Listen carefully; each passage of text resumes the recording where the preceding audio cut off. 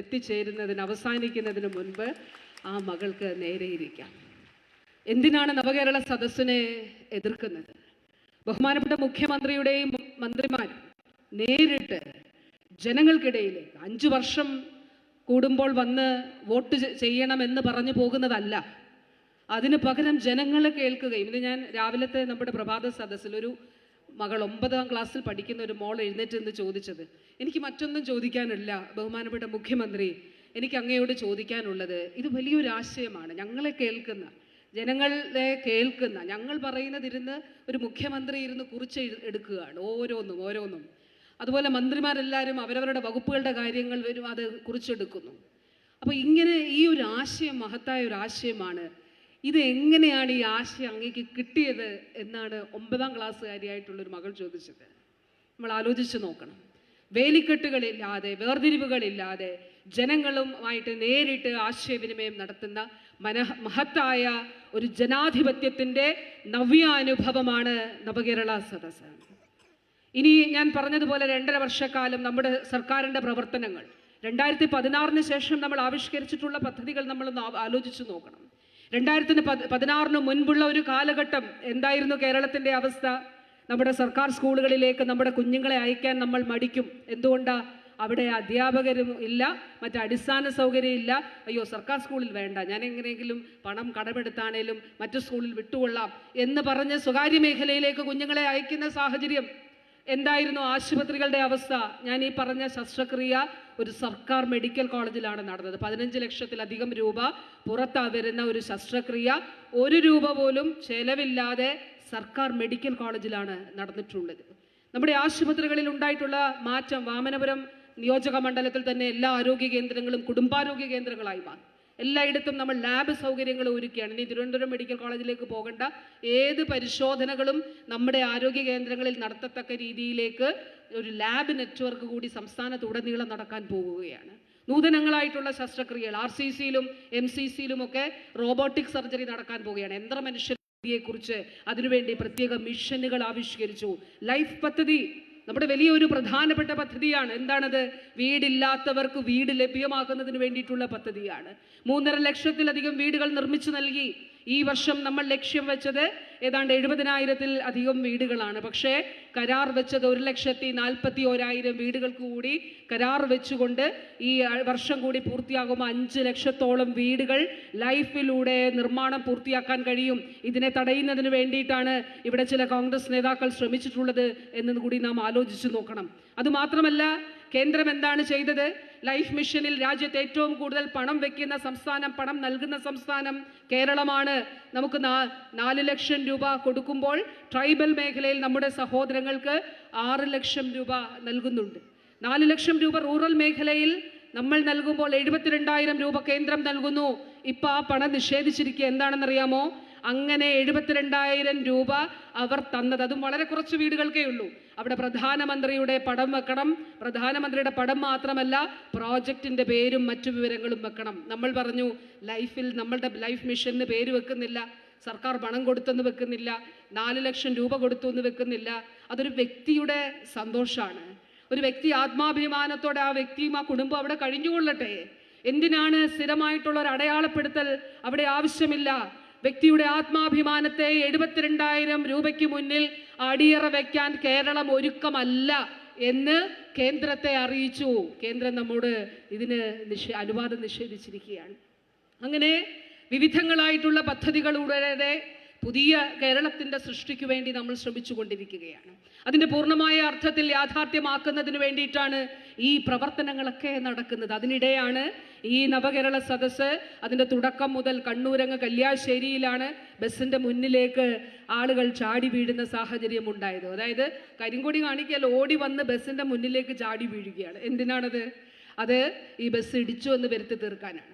നവകേരള യാത്ര തുടങ്ങുന്നതിന് മുൻപ് ഈ ബസ്സിനെ സംബന്ധിച്ച് ഒട്ടേറെ അധിക്ഷേപങ്ങൾ ഉന്നയിക്കാൻ നോക്കി. യാത്രയെ സംബന്ധിച്ച് അധിക്ഷേപങ്ങൾ ഉന്നയിക്കാൻ ബസ്സിൽ തുടങ്ങി ഓരോ കാര്യങ്ങളെ സംബന്ധിച്ചും ഒട്ടേറെ ആക്ഷേപങ്ങൾ, അടിസ്ഥാനമില്ലാത്ത കാര്യങ്ങൾ ഉന്നയിക്കാനായിട്ട് തുടങ്ങി. എന്തായിരുന്നു അവരെ അതിന് പ്രേരിപ്പിച്ച ചേതോവികാരം എന്നുള്ളത് നമ്മളൊന്ന് മനസ്സിലാക്കണം. കാരണം കേരളത്തിലെ ചില മാധ്യമങ്ങൾ ഇവിടുത്തെ പ്രതിപക്ഷത്തിനൊപ്പം ചേർന്നുകൊണ്ട് കേന്ദ്രം ഭരിക്കുന്ന BJPക്കൊപ്പം ചേർന്നുകൊണ്ട് ഇത്രയും അധികം പ്രവർത്തനങ്ങൾ നടത്തുന്ന ഒരു സർക്കാരിനെ മനഃപൂർവ്വം കരിവാരി തേക്കുന്നതിന് വേണ്ടി, സർക്കാരിൻ്റെ പ്രവർത്തനങ്ങളെ ജനങ്ങളിൽ എത്തിക്കാതിരിക്കുന്നതിന് വേണ്ടിയിട്ടുള്ള നല്ല പണിയെടുക്കുന്നുണ്ട്. അവർക്ക് വേണ്ടി പണി ചെയ്യുന്ന ചില മാധ്യമങ്ങൾ ഇവിടെയുണ്ട്.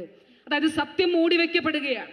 ഇന്ന് മലയാളത്തിലെ മാധ്യമങ്ങളൊന്നും കൊടുത്തിട്ടില്ല കേട്ടോ, മുഖ്യധാര മാധ്യമങ്ങളൊന്നും കൊടുക്കാത്ത ഒരു വാർത്ത ഇന്ത്യൻ എക്സ്പ്രസ് പത്രത്തിലുണ്ട്. വല്ലപ്പോഴും അതുപോലെയുള്ള ചില 1-2 പത്രങ്ങളിലാണ് ചില വാർത്തകളൊക്കെ ശരിയായിട്ടുള്ളത് വരുന്നത്. അപ്പോൾ ഇന്ത്യൻ എക്സ്പ്രസ്സിൽ വന്ന ഒരു വാർത്ത എന്താണെന്നറിയാമോ? രാജ്യത്ത് CIAയും അതോടൊപ്പം തന്നെ AICTE ഇവർ രണ്ടുപേരും ചേർന്ന് നടത്തിയ ഒരു സർവേയിൽ രാജ്യത്ത് ഏറ്റവും കൂടുതൽ ആളുകൾ ജോലി ചെയ്യാൻ ഇഷ്ടപ്പെടുന്ന, ആഗ്രഹിക്കുന്ന, അവർക്ക് താല്പര്യമുള്ള സംസ്ഥാനം ഏതാണെന്നറിയാമോ? നമ്മുടെ കേരളമാണ് രാജ്യത്ത് 1-ാം സ്ഥാനത്ത്. അതായത് ആളുകൾക്ക് തൊഴിലെടുക്കാൻ, വന്ന് താമസിക്കുവാൻ, ജോലി ചെയ്യുവാൻ താല്പര്യമുള്ള സംസ്ഥാനം കേരളം. അതും തിരുവനന്തപുരത്തിന് അഭിമാനിക്കാം. 2 സ്ഥലങ്ങൾ, കൊച്ചിയും തിരുവനന്തപുരവുമാണ് ആളുകൾ ഏറ്റവും അധികം ഇഷ്ടപ്പെടുന്നത്. അതും സ്ത്രീകൾ, രാജ്യത്ത് സ്ത്രീകൾ കൂടുതൽ ഇഷ്ടപ്പെടുന്നത് കേരളമാണ്, കൊച്ചിയാണ്. പിന്നെ അതിന് നമുക്ക് തിരുവനന്തപുരവും ഉണ്ട് എന്നുള്ളതാണ്. ഒരു പത്രത്തിലും നമ്മളിത് കാണില്ല. കാണുമോ? കാരണം ഈ വാർത്ത വരുമ്പോൾ അതിന് പിന്നിലെ സാഹചര്യത്തിൽ മാറിയ സാഹചര്യം കൂടി പുറത്തു വരുമല്ലോ. എന്താണത്? കേരളത്തിൽ ഇപ്പൊ സ്ത്രീകളുടെ കാര്യം ഞാൻ പറഞ്ഞു. കേരളത്തിൽ സ്ത്രീകൾക്ക് സുരക്ഷിതമായി ജോലി ചെയ്യാനുള്ള ഒരു അന്തരീക്ഷമുണ്ട്. കേരളത്തിൽ സൗകര്യ വികസന മേഖലയിൽ മാറ്റങ്ങൾ ഉണ്ടായി.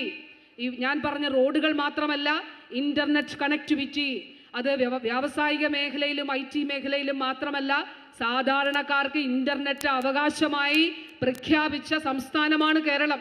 നമ്മൾ ആഗോളതലത്തിൽ നോക്കുമ്പോൾ ഇന്റർനെറ്റ് സാധാരണക്കാരൻ്റെ അവകാശമാണ് എന്ന നയം സ്വീകരിക്കുകയും അത് ഫോണിലൂടെയും മറ്റും നടപ്പിലാക്കുകയും ചെയ്യുന്ന സംസ്ഥാനമാണ് കേരളം. എന്തിനാണത്? സാമ്പത്തികമായ അസമത്വം പാടില്ല. ഇന്റർനെറ്റ് എടുക്കണമെങ്കിൽ പണം കൊടുക്കണം, മാസം ഇത്ര വരിസംഖ്യ കൊടുക്കണം. അത് കൊടുത്ത് ധനാഢ്യർക്ക് മാത്രം ലഭ്യമാകുന്ന ഒന്നായിട്ട് ഇന്റർനെറ്റ് മാറാൻ പാടില്ല. ഈ വിജ്ഞാന വിസ്ഫോടനത്തിൻ്റെ ഈ കാലഘട്ടത്തിൽ എല്ലാവർക്കും ഇത് ലഭ്യമാകുന്ന സാഹചര്യം ഉണ്ടാകണം. ഡിജിറ്റൽ സമത്വം ഉറപ്പാക്കുന്നതിന് വേണ്ടിയിട്ടാണ് നമ്മളിത് ചെയ്തിട്ടുള്ളത്. അപ്പം അങ്ങനെയുള്ള അന്തരീക്ഷങ്ങൾ കേരളത്തിൽ മാറിയിട്ടുണ്ട് എന്നുള്ളത് കൊണ്ടാണ് ആളുകൾ കേരളത്തിൽ വന്ന് തൊഴിലെടുക്കുന്നതിനും കേരളത്തിൽ ജോലി ചെയ്യുന്നതിനും താല്പര്യപ്പെടുന്നത്. വല്ല പത്രങ്ങളും, ഞാൻ പത്രങ്ങളുടെ പേരൊന്നും പറയുന്നില്ല, ഇത് എഴുതിയാൽ ഈ അന്തരീക്ഷം ഇതുപോലെ കേരളത്തിൽ മാറിയത് കൊണ്ടാണ് ഇങ്ങനെ വന്നിട്ടുള്ളത് എന്നുള്ളത് കൂടി അവർക്ക് പറയേണ്ടി വരുമല്ലോ. നമ്മൾ ആ നവകേരളത്തിൻ്റെ പൂർണ്ണമായ ലക്ഷ്യങ്ങളിലേക്കുള്ള പ്രയാണത്തിലാണ് ഉള്ളത്. ഒട്ടേറെ കാര്യങ്ങൾ ഇതിൻ്റെ ഭാഗമായി നമ്മൾ ഇനിയും ലക്ഷ്യം വെച്ചിട്ടുണ്ട്. അത് നടത്തുന്നതിന് വേണ്ടിയിട്ടുള്ള ശ്രമമാണ്. അതിനിടെ ആ പ്രവർത്തനങ്ങളെ ത്വരിതപ്പെടുത്തുന്നതിന് വേണ്ടിയുള്ള, അതിന് സഹായകരമാകുന്ന ഈ നവകേരള സദസ്സിനെതിരെയുള്ള പ്രവർത്തനങ്ങൾ, പ്രത്യേകിച്ച് പ്രതിപക്ഷ നേതാവ് VD സതീശൻ്റെ നേതൃത്വത്തിൽ നടത്തുന്ന പ്രവർത്തനങ്ങൾ അത്യന്തം അപലപനീയമാണ് എന്നുള്ളതിൽ ഒരു തർക്കവുമില്ല. ഇന്നലെ നമ്മൾ കണ്ടില്ലേ, തിരുവനന്തപുരത്ത് ഇന്നും ഇന്നലെയും ഒക്കെ കണ്ടില്ലേ, എന്താവശ്യത്തിന് വേണ്ടിയിട്ടാണ്? ബഹുമാനപ്പെട്ട മുഖ്യമന്ത്രി പ്രതിപക്ഷത്തോട് ആവശ്യപ്പെട്ടല്ലോ, ഇത് ഒരു രാഷ്ട്രീയ പാർട്ടിയുടെയും സദസ്സല്ല, ഇത് സർക്കാരിൻ്റെ നവകേരള സദസ്സാണ്, ഇത് ജനങ്ങൾക്ക് വേണ്ടിയിട്ടുള്ളതാണ്, ഇത് കേരളത്തിന് വേണ്ടിയിട്ടുള്ളതാണ്, ഇത് കേരളത്തിൻ്റെ ഭാവിക്ക് വേണ്ടിയിട്ടുള്ളതാണ്. ഇവിടെ ബഹുമാന്യനായിട്ടുള്ള നമ്മുടെ MLA Shri DK Murali MLA ആണ് അധ്യക്ഷനായി. വർക്കലയിൽ ബഹുമാന്യനായിട്ടുള്ള ശ്രീ വി ജോയ് MLA ആണ് അധ്യക്ഷനായി. ഇപ്പം ആറ്റിങ്ങലിൽ നമ്മുടെ MLA അവിടെ അധ്യക്ഷയായിക്കൊണ്ടിരിക്കുകയാണ്, അവിടെ അധ്യക്ഷ പദം അലങ്കരിക്കുകയാണ്. എന്നാൽ UDFൻ്റെ മണ്ഡലങ്ങളിൽ, അവരുടെ മണ്ഡലങ്ങൾ വളരെ ചുരുക്കമാണുള്ളത്, അവിടെ അവരധ്യക്ഷരാകണമെന്നും അധ്യക്ഷ സ്ഥാനം അലങ്കരിക്കണമെന്നും നമ്മൾ ആവശ്യപ്പെട്ടു, ബഹുമാനപ്പെട്ട മുഖ്യമന്ത്രി ആവശ്യപ്പെട്ടു. എന്തിനാണ് അവർ നിരസിച്ചത്? അവർക്ക് എന്തെങ്കിലും കാര്യങ്ങൾ പറയാനുണ്ടായിരുന്നെങ്കിൽ നവകേരള സദസ്സിൻ്റെ ഈ വേദിയിൽ വെച്ച് പറയാമായിരുന്നല്ലോ. എന്തുകൊണ്ടാണ് അവർ ഓടി ഒളിച്ചത്? അപ്പോൾ ഞാൻ പറഞ്ഞു വന്നത്, ഈ നവകേരള സദസ്സിനെ അവരും ചില മാധ്യമങ്ങളും ഇതിനെതിരെ ആക്ഷേപങ്ങൾ ചൊരിഞ്ഞതും തടയാൻ ശ്രമിച്ചതും ഈ അവർ ഉയർത്തിക്കൊണ്ടുവന്ന നുണകളുടെ കോട്ടകൾ തകർന്നടിയും എന്നുള്ളത് മുന്നിൽ കണ്ടുകൊണ്ടാണ്. അത് നവകേരള സദസ്സ് തെളിയിച്ചു കഴിഞ്ഞു. അവർ ഉയർത്തിക്കൊണ്ടുവന്ന നുണങ്ങളുടെ വലിയ കോട്ടകൾ ഓരോന്നായി പൊളിഞ്ഞടുങ്ങിക്കൊണ്ടിരിക്കുകയാണ്. അത് ജനസമക്ഷം ആ നുണകൾ അത് തെറ്റാണ്, അത് നുണകളാണ്, അത് അസത്യമാണ് എന്ന് തെളിയിക്കപ്പെട്ടിരിക്കുകയാണ്. ഇതിനെയാണ് അവർ ഭയപ്പെട്ടത്. അവസാനം എന്താണ് ചെയ്യുന്നത്? ഇപ്പോൾ ഈ സമീപ ദിവസങ്ങളിലായിട്ട് നമ്മൾ കാണുന്നത് ആത്മഹത്യാ സ്ക്വാഡുകളെ തന്നെ ബസ്സിന് മുന്നിലേക്ക് ഇറക്കി വിടുന്നതിന് വേണ്ടിയിട്ടാണ് കോൺഗ്രസ് ശ്രമിച്ചത് എന്നുള്ളതാണ്. ഇന്നലെ പ്രതിപക്ഷ നേതാവ് തന്നെ തിരുവനന്തപുരത്ത് ഇതിന് നേതൃത്വം നൽകുന്ന ഒരു കാഴ്ച നമ്മൾ കണ്ടു. നാം മനസ്സിലാക്കേണ്ട ഒരു കാര്യം, കേരളത്തിൽ കോൺഗ്രസ് പാർട്ടി മൃതപ്രായ അവസ്ഥയിലാണ് ഉള്ളത്. കേരളത്തിൽ വി.ഡി. സതീശനും കെ. സുധാകരനും കോൺഗ്രസിന് ചരമഗീതം പാടുകയാണ്. ഇന്ന് കോൺഗ്രസ് എന്ന പാർട്ടി കേരളത്തിലില്ല. 2 എസ് പാർട്ടി മാത്രമേ ഉള്ളൂ, സതീശന്റെയും സുധാകരന്റെയും പാർട്ടി. കോൺഗ്രസിന്റെ അവസാനത്തെ 2 എസ് മാത്രമേ ശേഷിക്കുന്നുള്ളൂ, സതീശന്റെയും സുധാകരന്റെയും പാർട്ടി. നമുക്ക് ചോദിക്കാം, ഈ നവകേരള സദസ്സ് ഒരു രാഷ്ട്രീയം ഉയർത്തുന്നുണ്ട്. എന്താണ് ആ രാഷ്ട്രീയം? അത് കേരളത്തിലെ ജനങ്ങൾക്ക് വേണ്ടിയിട്ടുള്ളതാണ്, കേരളത്തിന്റെ വികസനത്തെ സംബന്ധിച്ചുള്ളതാണ്. ഞാൻ ലൈഫിനെ കുറിച്ച് പറഞ്ഞല്ലോ. ഈ കഴിഞ്ഞ 1.5 വർഷക്കാലം കേരളം ഈ പ്രവർത്തനങ്ങൾ ആവിഷ്കരിച്ച് മുന്നോട്ട് പോകുമ്പോൾ എങ്ങനെയാണ് നമുക്കിത് സാധ്യമായത്? ഞാൻ മലയോര ഹൈവേ കുറിച്ചും തീരദേശ ഹൈവേ കുറിച്ചും സ്കൂളുകൾ മാറിയതിനെ കുറിച്ചും ഒക്കെ പറഞ്ഞു. എങ്ങനെയാണ് നമുക്കിത് സാധ്യമായത്? നമ്മൾ പ്രത്യേകമായി സമാന്തരമായ ഒരു സംവിധാനം ആവിഷ്കരിച്ചു. അതിൻ്റെ പേരാണ് കിഫ്ബി. കിഫ്ബിയിലൂടെ പണം എടുത്തുകൊണ്ട് ഒരു 25 വർഷത്തിനപ്പുറം കേരളത്തിൽ ഉണ്ടാകേണ്ട മാറ്റങ്ങൾ ഈ ചുരുങ്ങിയ വർഷങ്ങളിൽ സാധ്യമാക്കുന്നതിന് വേണ്ടിയിട്ടുള്ള പ്രവർത്തനങ്ങൾ നമ്മൾ നടത്തുകയാണ്. ആ കിഫ്ബിയിലൂടെ ആവിഷ്കരിക്കപ്പെട്ട പ്രവർത്തനങ്ങളിലൂടെ നമ്മൾ മുന്നേറുമ്പോൾ എല്ലാ മേഖലകളും നോക്കാം. ക്രമസമാധാന പാലനം, കേരളം 1-ാം സ്ഥാനത്താണ്. നവജാത ശിശു മരണ നിരക്ക് ഏറ്റവും കുറവ് കേരളത്തിലാണ്. മാതൃമരണ നിരക്ക് ഏറ്റവും കുറവ് കേരളത്തിലാണ്. ആയുർദൈർഘ്യം ഏറ്റവും കൂടുതൽ കേരളത്തിലാണ്. ഇന്ന് രാവിലെ ആ പ്രഭാത യോഗത്തിൽ പങ്കെടുത്ത ഊരു മൂപ്പത്തി പറഞ്ഞൊരു കാര്യമുണ്ട് കേട്ടോ, കണ്ണ് നനഞ്ഞു പോകുന്നൊരു സന്ദർഭമായി. ഊരു മൂപ്പത്തി പറഞ്ഞൊരു കാര്യം, എൻ്റെ ജനങ്ങൾക്ക് 600 പേർക്ക് ഈ സർക്കാർ ജോലി കൊടുത്തു. ഫോറസ്റ്റ് ഡിപ്പാർട്ട്മെന്റിൽ SC ഡിപ്പാർട്ട്മെന്റിന്റെ നേതൃത്വത്തിൽ അതിൽ ഇടപെട്ടുകൊണ്ട് 600 പേർക്ക് ജോലി കൊടുത്തു. 600 പേർക്ക് ജോലി കൊടുക്കുമ്പോൾ 600 കുടുംബങ്ങൾ സംരക്ഷിക്കപ്പെടുകയാണ്. ഇതാണ് കേരളത്തിലെ ഇടതുപക്ഷ ജനാധിപത്യ മുന്നണി സർക്കാരിന്റെ വികസന നയം, ജനക്ഷേമ നയം. ഇതാണ് ഞാൻ പറഞ്ഞത്. കേന്ദ്രത്തിന്റെ സഹായം, കേരളം ഇങ്ങനെ മുന്നോട്ട് പോകുമ്പോൾ കേന്ദ്രം അവരുടെ സഹായം നിർത്തലാക്കുന്ന, ഇല്ലാതെയാക്കുന്ന ഒരു സാഹചര്യം കൂടി നമ്മൾ കാണുകയാണ്. അതിനെന്തേലും പ്രത്യേകിച്ച് കാരണമുണ്ടോ? ഒരു കാരണവുമില്ല. കേരളത്തോടുള്ള വിരോധമാണ്. കേരളത്തോടുള്ള വിരോധം എന്ന് പറയുമ്പോൾ അത് സർക്കാരിനോടല്ല, കേരളത്തിലെ ജനങ്ങളോടുള്ള വിരോധമാണ്. അപ്പോൾ ആരോഗ്യ മേഖലയെ സംബന്ധിച്ച് ഞാൻ പറഞ്ഞാൽ, ആരോഗ്യ മേഖലയിൽ ഇപ്പോൾ അവരൊരു പുതിയ ഇത് കൊണ്ടുവന്നിട്ടുണ്ട് കേട്ടോ. ഡിസംബർ മാസം 31-നകം നമ്മുടെ ആരോഗ്യ കേന്ദ്രങ്ങളുടെയൊക്കെ പേര് മാറ്റിയില്ലെങ്കിൽ സംസ്ഥാനത്തിന് അവകാശപ്പെട്ട ഈ സാമ്പത്തിക വർഷം നമുക്ക് ലഭിക്കാനുള്ള 212 കോടി രൂപ, ഈ ഡിസംബർ വരെയാണ്, അതിനുശേഷം പിന്നീടും ഉണ്ട്, 212 കോടി രൂപ തരില്ല എന്നാണ് പറഞ്ഞിരിക്കുന്നത്. ഒന്ന് ആലോചിച്ച് നോക്കണം, എങ്ങനെയാണ് പേര് മാറ്റുന്നതെന്ന് അറിയാവോ? നമ്മുടെ ആരോഗ്യ കേന്ദ്രത്തിന് ആയുഷ്മാൻ ആരോഗ്യ മന്ദിർ എന്ന് പേര് കൊടുക്കണം എന്നാണ്. എന്തൊരു കടന്നുകയറ്റമാണ്! ഭാഷയിലുള്ള, നമ്മുടെ പരിചിതമായിട്ടുള്ള ഇടങ്ങളിലുള്ള, നമ്മുടെ സംസ്കാരത്തിന് മേലുള്ള കടന്നുകയറ്റമാണ്. അംഗീകരിക്കാൻ കഴിയില്ല. എൻ്റെ വാക്കുകൾ അവസാനിപ്പിക്കുകയാണ്. ഒരു വശത്ത് ഭരണഘടനാ പദവിയിലുള്ള ഗവർണർ, ചാൻസലറായിട്ടുള്ള, സർവകലാശാലകളുടെ ചാൻസലറായിട്ടുള്ള ഗവർണർ സർവകലാശാലകളെ കലാപഭൂമിയാക്കുന്നതിന് ശ്രമിക്കുകയാണ്. മറുവശത്ത് സതീശന്റെയും സുധാകരന്റെയും കോൺഗ്രസ് കേരളത്തിലെ തെരുവുകളെ, എല്ലാ തെരുവുകളിലെ അവർക്ക് അതിനുള്ള അംഗബലമൊന്നുമില്ല, പക്ഷേ അവർ പരമാവധി, എന്തൊരു ആക്രമണമാണ്, എന്തൊരു അഴിഞ്ഞാട്ടമാണ് തിരുവനന്തപുരത്ത് ഇന്നലെ അവർ നടത്തിയത്. അപ്പം ആ രീതിയിൽ കലാപം സൃഷ്ടിക്കുന്നതിന് വേണ്ടിയിട്ടുള്ള ശ്രമം നടത്തുകയാണ്. ഒരു വശത്തൂടെ ചിലർ ഇറങ്ങിയിട്ടുണ്ട്. ഇവിടെ BJPയുടെ സുരേന്ദ്രൻ്റെ നേതൃത്വത്തിൽ ക്രിസ്മസിന് സ്നേഹ സന്ദേശം കൊടുക്കുകയാണ്. മണിപ്പൂരിലെ നിരപരാധികളുടെ രക്തസാക്ഷിത്വത്തിൽ അവരുടെ ചോരയിൽ മുക്കിയ അക്ഷരങ്ങൾ കൊണ്ടാണ് ആ ക്രിസ്മസ് കാർഡ് എഴുതിയിട്ടുള്ളത് എന്നുള്ളത് കേരളത്തിലെ പ്രബുദ്ധമായിട്ടുള്ള ജനങ്ങൾ തിരിച്ചറിയും. കർണാടകയിലും മറ്റും ക്രിസ്മസ് കാരൽസിന് ഇറങ്ങിയ ആളുകളെ പേടിപ്പിച്ച് അവരുടെ രക്തം തെറിച്ച രക്തത്തിൽ നിന്നും ഒരു ഗുണവും നമ്മുടെ സംസ്ഥാനത്തിൽ ഉണ്ടായില്ല എന്നതാണ് നമ്മുടെ അനുഭവം. നവകേരള സദസ്സ് ബഹിഷ്കരിക്കണം എന്ന തിട്ടൂരം മാത്രമല്ല, എല്ലാ വികസന പ്രവർത്തനങ്ങൾക്കും തുരങ്കം വെക്കുക എന്ന നയം കൂടിയാണ് ഇവർ പിന്തുടർന്ന് വന്നിരുന്നത്.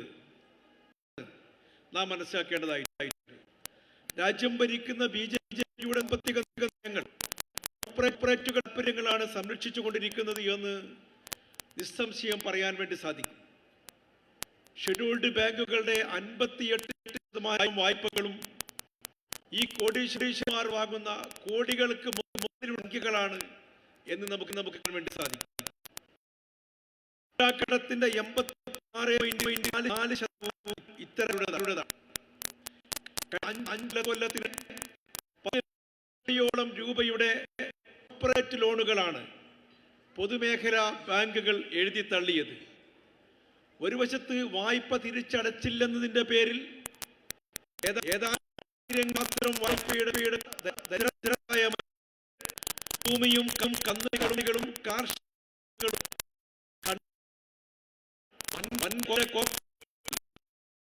2020 നമ്മൾ ഒരുക്കുന്ന അതിസൂക്ഷ്മ പദ്ധതിയിലൂടെ അർഹതപ്പെട്ടവർക്ക് ഭക്ഷണവും ചികിത്സയും അവകാശ രേഖകളും നൽകിക്കഴിഞ്ഞു. അധികാര കസേരയിലിരുന്ന് വർഷങ്ങൾ പിന്നിട്ടിട്ടും ഒരു തവണ പോലും പത്രക്കാർക്ക് മുമ്പിൽ വരാനോ പൊതുജനങ്ങളുമായി സംവദിക്കാനോ തൻ്റെ ഇടം കാണിക്കാത്ത കേന്ദ്ര ഭരണാധികാരികൾക്ക് മുമ്പിലാണ് സംസ്ഥാന സർക്കാരിൻ്റെ ഏത് പൗരനും സോഷ്യൽ ഓഡിറ്റിന് വിധേയമാക്കാൻ സാധിക്കും വിധം ഈ സർക്കാർ ഓരോ വർഷവും പൊതുജന സമക്ഷം പ്രോഗ്രസ് റിപ്പോർട്ടുകൾ സമർപ്പിക്കുന്നത്. കാരണം ഇച്ഛാശക്തിയുള്ള ഒരു ജനനായകനും ഭരണകൂടവുമുള്ളപ്പോൾ അവരെ ജനങ്ങൾക്ക് വിശ്വാസമാണ്. ജനങ്ങളിൽ ഭരണകൂടത്തിനും പൂർണ്ണ വിശ്വാസമാണ്. പരസ്പരം വിശ്വാസത്തിലെടുത്തിട്ടുള്ള ഭരണ മികവാണ് ഈ നാടിൽ അനുഭവവേദ്യമാകുന്നത്. ഇടതുപക്ഷം മലയാളികളുടെ ഹൃദയഭൂമിയിൽ പുതുവസന്തം തീർത്ത് ജൈത്രയാത്ര തുടരുകയാണ്.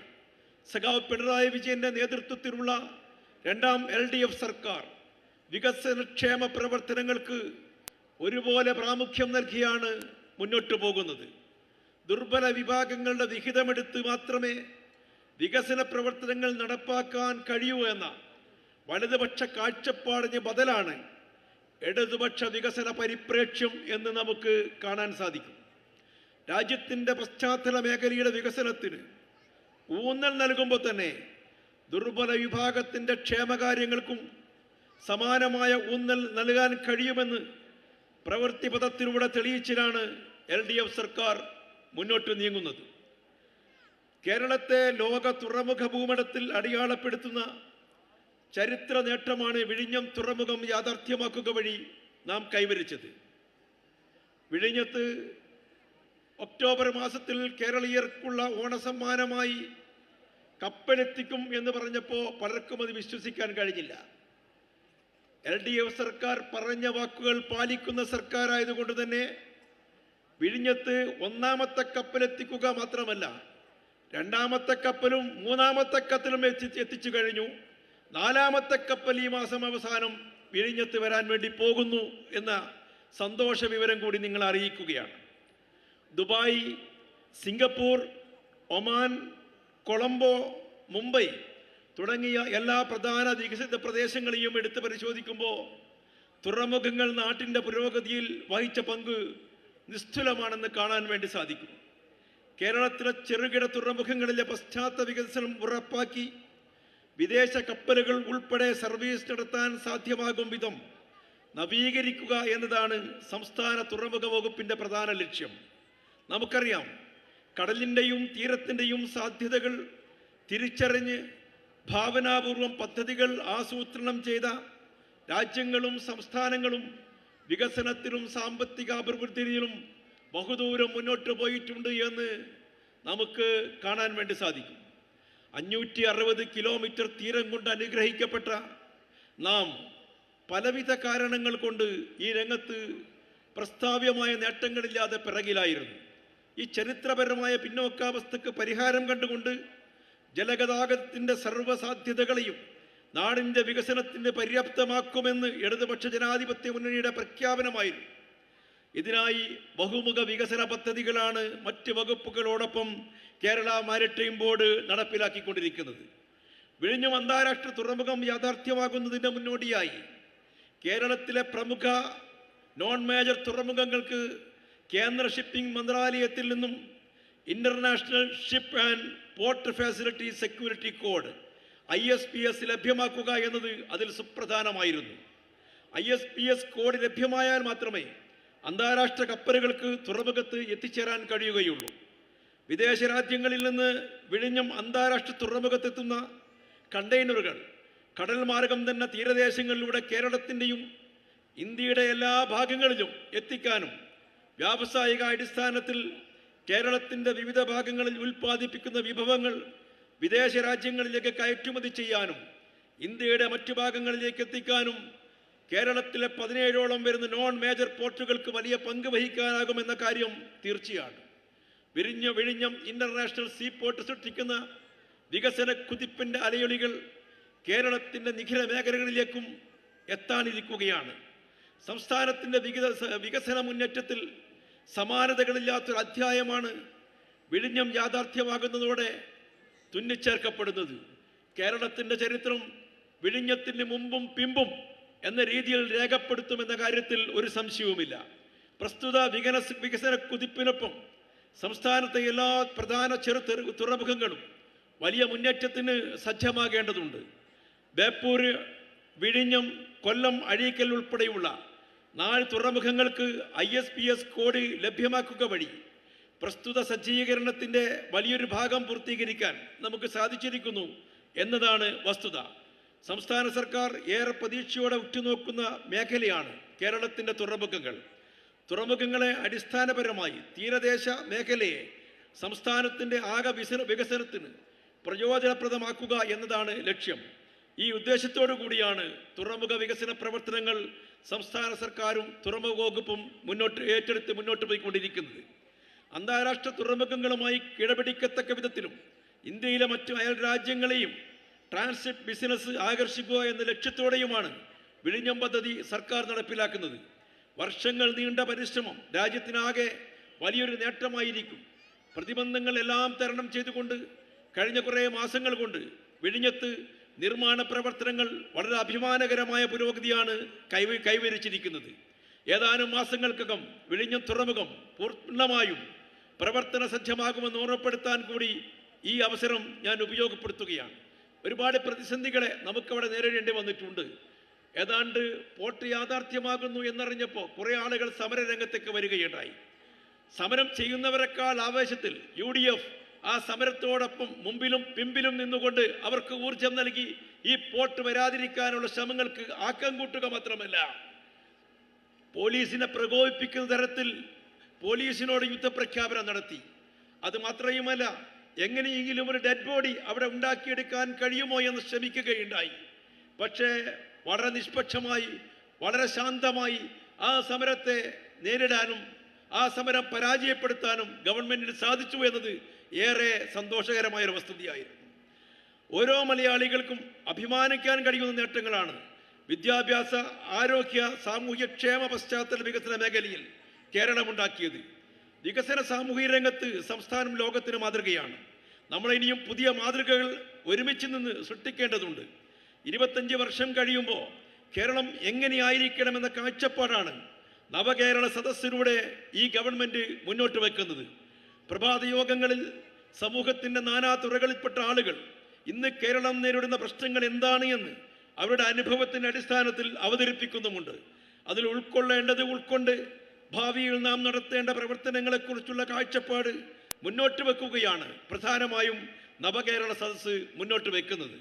ഇന്ത്യ മഹാരാജ്യത്തിൻ്റെ തെക്കേ അറ്റത്തെ വളരെ ചെറിയ ഒരു ഭൂപ്രദേശമായ കേരളത്തെ വികസിത രാജ്യങ്ങളോട് കിടപിടിക്കും വിധമുള്ള വികസന കുതിപ്പുകളുടെ ജീവിക്കുന്ന കണക്കുകളും വികസന മുന്നേറ്റങ്ങളുടെ യാഥാർത്ഥ ചിത്രങ്ങളും അവതരിപ്പിച്ചുകൊണ്ടാണ് ഈ നവകേരള സദസ്സ് മുന്നോട്ട് പോകുന്നത് എന്നുകൂടി നാം മനസ്സിലാക്കേണ്ടതായിട്ടുണ്ട്. പ്രതിസന്ധി ഘട്ടങ്ങളിൽ ചേർത്തു നിർത്തുന്ന ഭരണാധികാരിയും ഭരണവുമാണ് നമുക്ക് പ്രതീക്ഷ എന്നതുകൊണ്ട് തന്നെ എല്ലാ പ്രതിസന്ധികളിലും നമ്മുടെ ഹൃദയത്തോട് ചേർത്ത് വെച്ചുകൊണ്ട് നമുക്ക് പ്രതീക്ഷകൾ നൽകിയ കേരളത്തിൻ്റെ പ്രിയങ്കരനായ മുഖ്യമന്ത്രി ശ്രീ പിണറായി വിജയൻ നയിക്കുന്ന ഈ നവകേരള സദസ്സ് ലോക ചരിത്രത്തിൽ ഇതിഹാസമായി മാറുമെന്ന കാര്യത്തിൽ ഒരു സംശയവുമില്ല.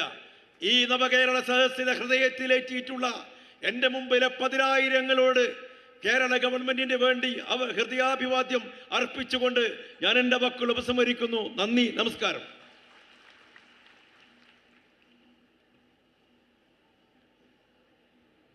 മുഖ്യമന്ത്രി ഏതാനും നിമിഷങ്ങൾക്കും എത്തിച്ചേരും.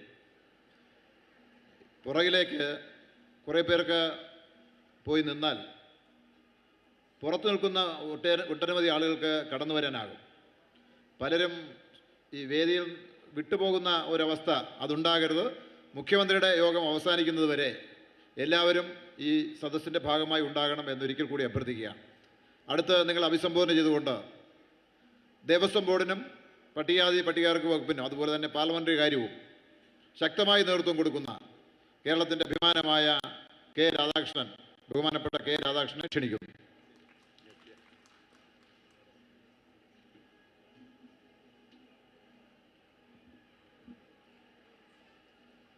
ബഹുമാനായ യോഗാധ്യക്ഷൻ, വാമനപുരത്തിൻ്റെ പ്രിയപ്പെട്ട MLA അഡ്വക്കേറ്റ് VK മുരളി, അതുപോലെ തന്നെ നമ്മോട് സംസാരിച്ച ബഹുമാനരായ മന്ത്രിമാരായ ശ്രീമതി വീണ ജോർജ്, ശ്രീ അഹമ്മദ് ദേവർകോവിൽ, വേദിയിൽ സന്നിധരായിരിക്കുന്ന ജനപ്രതിനിധികളെ, ഉദ്യോഗസ്ഥ സുഹൃത്തുക്കളെ, പ്രിയപ്പെട്ട സഹോദരി സഹോദരന്മാരെ, മാധ്യമപ്രവർത്തകരെ, സുഹൃത്തുക്കളെ, കഴിഞ്ഞ നവംബർ 18-ന് ഭാഷാ സംഗമ കേന്ദ്രമായ കാസർഗോഡിൻ്റെ മഞ്ചേശ്വരത്ത് വെച്ചാണ് നവകേരള സദസ്സിന് ആരംഭം കുറിച്ചത്. നമ്മുടെ സംസ്ഥാനത്തെ 340 അസംബ്ലി മണ്ഡലങ്ങളിലും നവകേരള സദസ്സ് സംഘടിപ്പിക്കുക എന്ന ഉദ്ദേശത്തോടു കൂടിയാണ് നമ്മുടെ ബഹുമാനായ മുഖ്യമന്ത്രിയുടെ നേതൃത്വത്തിൽ കേരളത്തിലെ മുഴുവൻ മന്ത്രിമാരും പങ്കെടുത്തുകൊണ്ടുള്ള ഈ നവകേരള സദസ്സ് സംഘടിപ്പിച്ചത്. 125 മണ്ഡലങ്ങളെ പര്യടനം പൂർത്തീകരിച്ച് ഏതാനും നിമിഷങ്ങൾക്കുള്ളിൽ തന്നെ 126ാമത്തെ അസംബ്ലി മണ്ഡലമായിട്ടുള്ള വാമനപുരത്തേക്ക് നമ്മുടെ ബഹുമാനായ മുഖ്യമന്ത്രിയുടെ നേതൃത്വത്തിലുള്ള മറ്റ് മന്ത്രിസഭാംഗങ്ങൾ കടന്നു വരും. 125 മണ്ഡലങ്ങളിൽ പര്യടനം പൂർത്തീകരിച്ചു എന്ന് നമ്മൾ അഭിമാനത്തോടു കൂടി തന്നെയാണ് പറയുന്നത്. ഈ നവകേരള സദസ്സ് നമ്മുടെ സംസ്ഥാനത്ത് സംഘടിപ്പിക്കാൻ വേണ്ടി ഗവൺമെൻറ് തീരുമാനിച്ചപ്പോൾ ആ നവകേരള സദസ്സിനെതിരായിക്കൊണ്ട് ഒട്ടേറെ ആക്ഷേപങ്ങൾ നമ്മുടെ സമൂഹത്തിൻ്റെ ഉന്നത സ്ഥാനങ്ങൾ വഹിക്കുന്ന ആളുകളെല്ലാം പറയുകയുണ്ടായി. ഈ നവകേരള സദസ്സ് എന്ന് പറയുന്നത് അതിനെ കുറ്റപ്പെടുത്താനും അവഹേളിക്കാനും അപഹസിക്കാനും ഒക്കെ തന്നെ മുന്നോട്ട് വന്ന ആളുകൾ നമ്മുടെ സമൂഹത്തിലുണ്ടായി. അതിലേറ്റവും പ്രധാനപ്പെട്ട ആളായിരുന്നു നമ്മുടെ കേരളത്തിൻ്റെ ബഹുമാനായ പ്രതിപക്ഷ നേതാവ്. ആ പ്രതിപക്ഷ നേതാവ് ഒരു ഘട്ടം കഴിഞ്ഞപ്പോൾ പറഞ്ഞു, ഈ നവകേരള സദസ്സ് എന്ന് പറയുന്നത് അശ്ലീല സദസ്സാണ് എന്ന് പറയുകയുണ്ടായി. അപ്പോൾ അശ്ലീല സദസ്സിലേക്കാണോ ജനലക്ഷങ്ങൾ അല്ലെങ്കിൽ ഓരോ സ്വീകരണ കേന്ദ്രത്തിലേക്കും ജനസഹസ്രങ്ങൾ ഒഴുകി വരുന്നത്? നമ്മുടെ വാമനപുരത്തെ ജനങ്ങൾ ഇവിടെ എത്തിച്ചേർന്നിരിക്കുന്നത് അശ്ലീല സദസ്സ് കാണാൻ വേണ്ടിയാണോ അല്ലയോ? അശ്ലീല സദസ്സ് കാണാൻ വേണ്ടിയല്ല ഞങ്ങൾ വന്നിരിക്കുന്നത്. കേരളത്തിലെ ബഹുമാനായ മുഖ്യമന്ത്രി നമ്മുടെ നാടിനെക്കുറിച്ച് എന്ത് പറയുന്നു അത് കേൾക്കാനും കാണാനും വേണ്ടിയാണ് നമ്മുടെ ഈ സദസ്സിൽ വന്നിരിക്കുന്ന മഹാഭൂരിപക്ഷം. അല്ലെങ്കിൽ ഈ മഹാഭൂരിപക്ഷവും ഈ അശ്ലീല സദസ്സാണ് എന്ന് പറഞ്ഞ് കളിയാക്കിയവർക്കുള്ള മറുപടിയാണ് എന്നുള്ള കാര്യത്തിൽ യാതൊരു സംശയവുമില്ല. ജനസഹസ്രങ്ങൾ ഓരോ സദസ്സിലേക്കും ഒഴുകി വരികയാണ്. പല രീതിയിലും ഈ നവകേരള സദസ്സിനെ അവഹേളിക്കാൻ വേണ്ടി ശ്രമിച്ചു, പിന്നീട് ആക്രമിക്കാൻ ശ്രമിച്ചു. അതിലൊന്നും ജനങ്ങൾ വീണു പോകുന്നില്ല എന്ന് കൃത്യമായി പറഞ്ഞു. ജനങ്ങൾ അത് കൃത്യമായിട്ട് തന്നെ മനസ്സിലാക്കിക്കൊണ്ട് തന്നെയാണ് പറഞ്ഞത്, ഞങ്ങൾ ഈ നവകേരള സദസ്സിൽ പങ്കെടുക്കും. കക്ഷി രാഷ്ട്രീയ ജാതിമത ചിന്താഗതിക്ക് അതീതമായി കൊണ്ട് നമ്മുടെ കേരളത്തിൻ്റെ മുന്നോട്ട് പോക്കിന് വേണ്ടിയാണ് ഈ നവകേരള സദസ്സ് എന്നുള്ളത് എല്ലാവരും തുറന്ന് സമ്മതിച്ചു. ഇന്ന് കാലത്ത് പ്രഭാത യോഗത്തിൽ നെടുമങ്ങാട് മുനിസിപ്പാലിറ്റിയിലെ ഒരു കൗൺസിലർ വിനോദ് എന്ന് പറയുന്ന കോൺഗ്രസ് കൗൺസിലർ പങ്കെടുത്തുകൊണ്ട് പറഞ്ഞു, ഈ നവകേരള സദസ്സ് ഞാൻ കോൺഗ്രസ്സുകാരനാണെങ്കിലും പങ്കെടുക്കുകയാണ്. എന്തുകൊണ്ടാണ് ഞാൻ പങ്കെടുക്കുന്നതെന്ന് അദ്ദേഹം അവിടെ വിശദീകരിക്കുകയുണ്ടായി.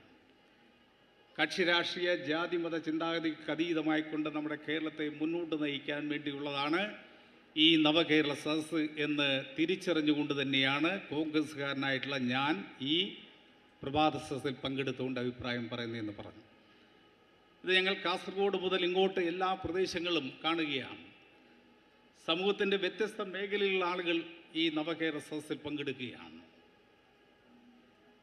അവർ പങ്കെടുത്തുകൊണ്ട് പറയുന്ന ഓരോ കാര്യങ്ങളും ഇവിടെ സൂചിപ്പിച്ചല്ലോ.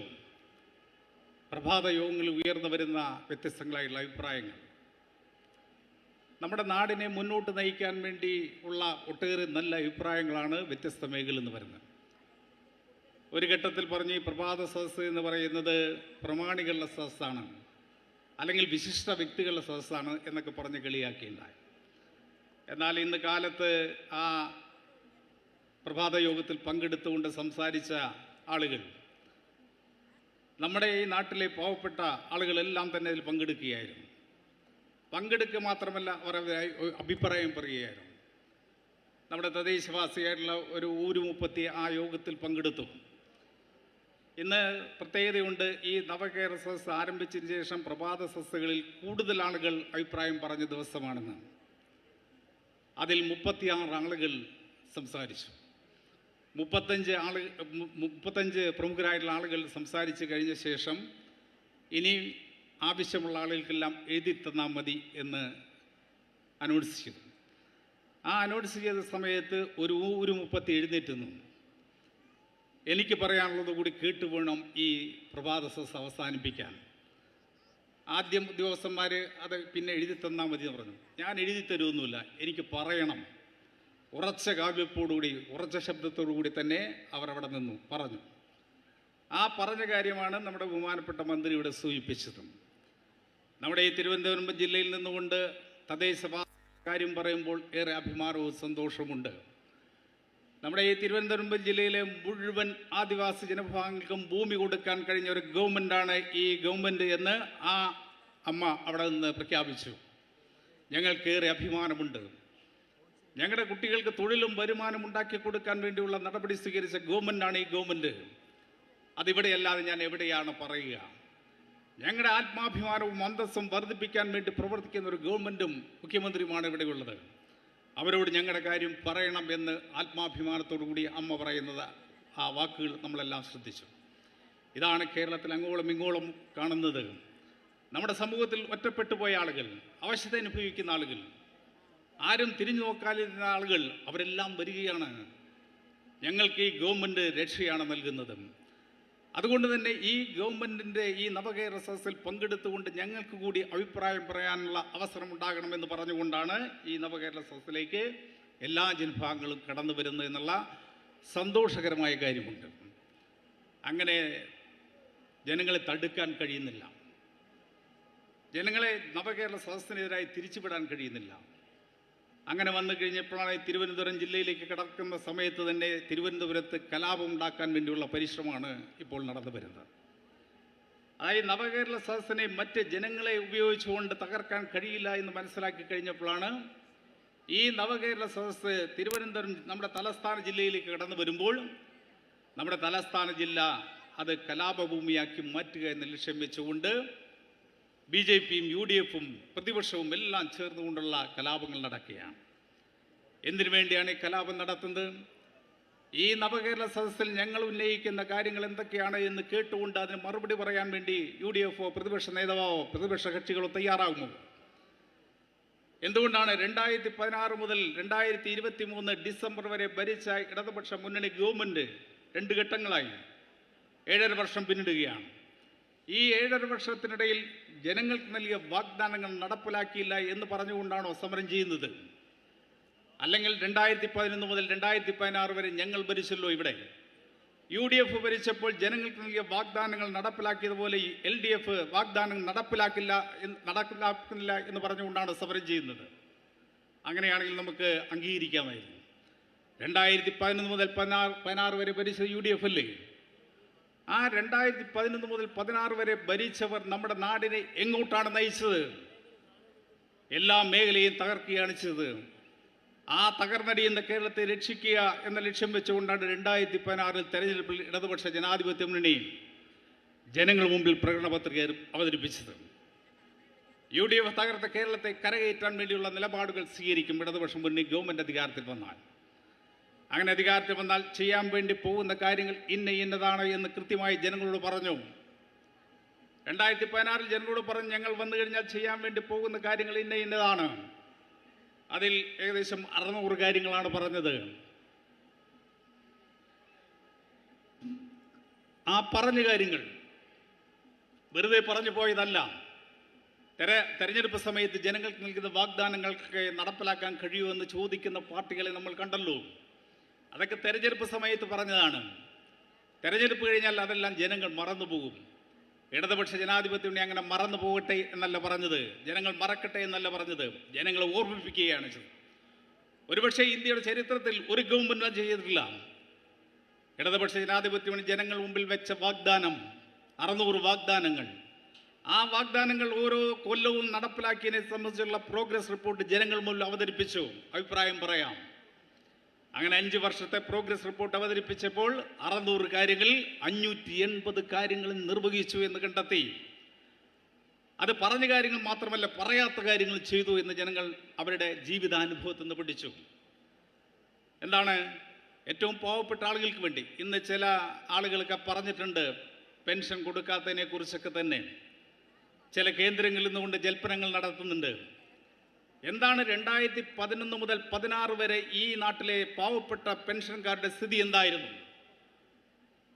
നമുക്കറിയാം, UDF ഗവൺമെൻറ് കാലത്ത് ഈ പാവപ്പെട്ട പെൻഷൻ മേടിക്കുന്ന ആളുകൾക്ക് പെൻഷൻ കൊടുക്കാതിരിക്കുന്ന നയമാണ് സ്വീകരിച്ചത്.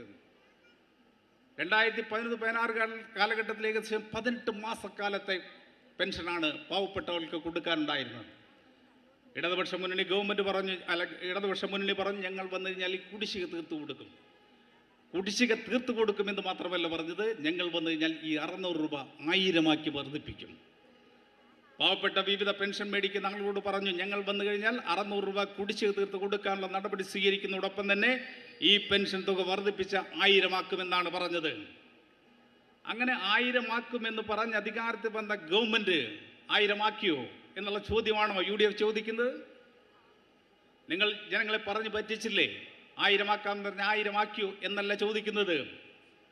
ഒരുപക്ഷെ വാഗ്ദാനം ലംഘിച്ചവരാണ് എന്ന് ഒരമ്മ എന്നോട് പറഞ്ഞ പോലെ, വയസ്സായ അമ്മ, ഇടതുപക്ഷ മുന്നണി വാഗ്ദാനം ലംഘിക്കില്ല എന്ന് പറഞ്ഞു കഴിഞ്ഞപ്പോൾ ആ അമ്മ എന്നോട് എഴുന്നേറ്റുന്നുകൊണ്ട് ലംഘിച്ചിട്ടുണ്ട്.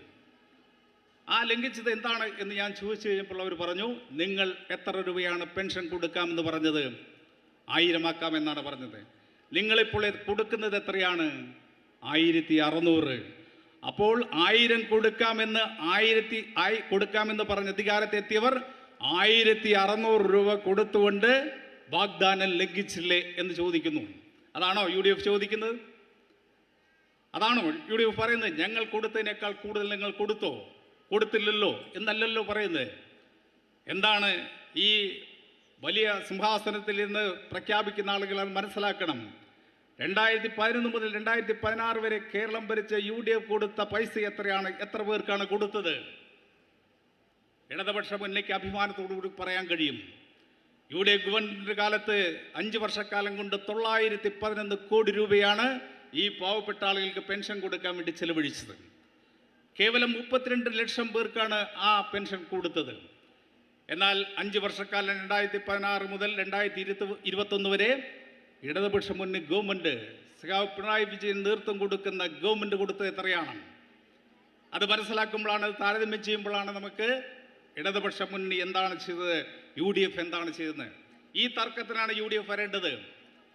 5 വർഷക്കാലം കൊണ്ട് 2016-21 കാലഘട്ടത്തിൽ നമ്മുടെ ഈ പാവപ്പെട്ട പെൻഷൻ മേടിക്കുന്ന ആളുകൾക്ക് അവരുടെ എണ്ണം 62 ലക്ഷമായിട്ട് വർദ്ധിപ്പിച്ചു. 32 ലക്ഷത്തിൽ നിന്നും 62 ലക്ഷത്തിലധികമായിട്ട് വർദ്ധിപ്പിച്ചു.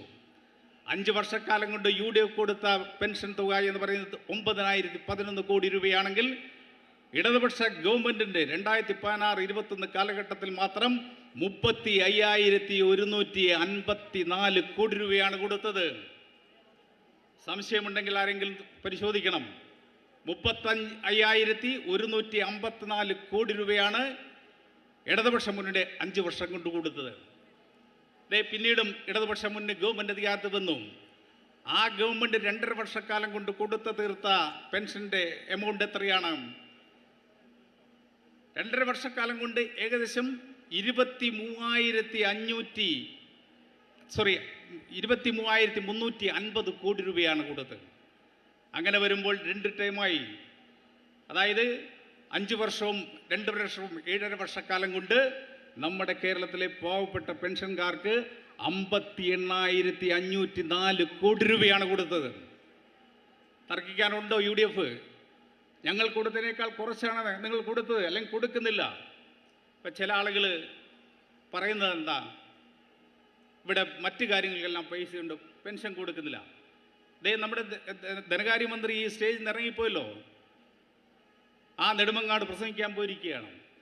മിനിഞ്ഞാന്ന് നമ്മുടെ ഈ ക്രിസ്മസിന് മുമ്പായിട്ട് ഈ പെൻഷൻ വാങ്ങുന്ന പാവപ്പെട്ട ആളുകൾക്ക് വേണ്ടി 900 കോടി രൂപയാണ് ഒരു ഗഡു പെൻഷൻ കൊടുക്കാൻ കൊടുത്തത്. അങ്ങനെ നോക്കുമ്പോൾ ഇടതുപക്ഷ ഗവൺമെന്റിന്റെ കാലത്ത് 59,404 കോടി രൂപയാണ് കൊടുത്തിരിക്കുന്നത്. ഈ വ്യത്യാസം മനസ്സിലാക്കണ്ടേ? പിന്നെ നമ്മുടെ മുഖ്യമന്ത്രിയുടെ ദുരിതാശ്വാസ നിധിയിൽ നിന്ന് കൊടുത്ത സംഖ്യയുടെ കണക്കുണ്ട്. UDF ഭരിക്കുന്ന സമയത്ത് കൊടുത്ത കണക്കുണ്ട്. അവർ ജനസമ്പർക്ക പരിപാടിയെല്ലാം നടത്തി കൊടുത്തല്ലോ. ആ കൊടുത്ത തുകയും ഇടതുപക്ഷ മുന്നണി ഗവൺമെന്റ് അധികാരത്തിൽ വന്നതിന് ശേഷം കൊടുത്ത തുകയും ഇവിടെ കൃത്യമായ കണക്കുണ്ട്. 5 വർഷക്കാലം കൊണ്ട് കേവലം 808 കോടി രൂപയാണ് UDF കൊടുത്തതെങ്കിൽ ഇടതുപക്ഷ മുന്നണി ഗവൺമെന്റ്, നമ്മുടെ ബഹുമാനായ മുഖ്യമന്ത്രി പിണറായി വിജയന്റെ നേതൃത്വത്തിലുള്ള ഗവൺമെന്റ് കൊടുത്തത് 7,628 കോടി രൂപയാണ്. വ്യത്യാസമുണ്ടല്ലോ. അതുപോലെ തന്നെ പാവപ്പെട്ട ആളുകൾക്ക് മറ്റ് അവരുടെ പ്രയാസങ്ങൾക്ക് പരിഹാരം ഉണ്ടാക്കാൻ വേണ്ടിയുള്ള വ്യത്യസ്തങ്ങളായിട്ടുള്ള പരിപാടികൾ നടത്തിയതിനെ സംബന്ധിച്ച് നമ്മുടെ ബഹുമാനായ മുഖ്യമന്ത്രി ഈ വേദിയിലേക്ക് എത്തിച്ചേർന്നിരിക്കുകയാണ്.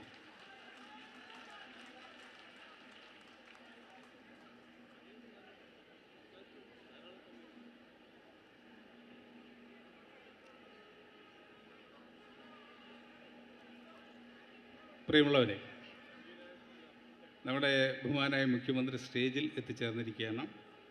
ഞാനിനി ദീർഘമായിട്ട് സംസാരിക്കാൻ ആഗ്രഹിക്കുന്നില്ല. നമ്മുടെ ഈ ഗവൺമെൻറ് നമ്മുടെ സമൂഹത്തിലെ എല്ലാ ജനവിഭാഗത്തിൻ്റെയും താല്പര്യം സംരക്ഷിക്കാൻ വേണ്ടിയുള്ള ഇടപെടലാണ് നടത്തുന്നത്. ആ ഇടപെടൽ നടത്തുന്നതിന് വേണ്ടിയാണ് 2016 അധികാരത്തിൽ വന്ന ഗവൺമെൻറ് ഒരു കാര്യം ചെയ്തത്. നമ്മുടെ കേരളത്തിലെ പാവപ്പെട്ട ആളുകൾക്കെല്ലാം കയറിക്കിടക്കാൻ വേണ്ടി വാസമായിട്ടുള്ള പാർപ്പിടം വേണം. ആ പാർപ്പിട പദ്ധതി നമ്മുടെ നടപ്പിലാക്കുന്നതിന് വേണ്ടിയാണ് ലൈഫ് മിഷൻ പദ്ധതി കൊണ്ടുവന്നത്. അങ്ങനെ ആ ലൈഫ് മിഷനെ തകർക്കാൻ വേണ്ടിയുള്ള ശ്രമം പിന്നീട് നടന്നതെല്ലാം നമ്മൾ കണ്ടതാണ്. തകർക്കാൻ ശ്രമിച്ചപ്പോൾ അതിന് പിന്തിരിയാൻ വേണ്ടിയല്ല ഗവൺമെൻറ് തയ്യാറായത്.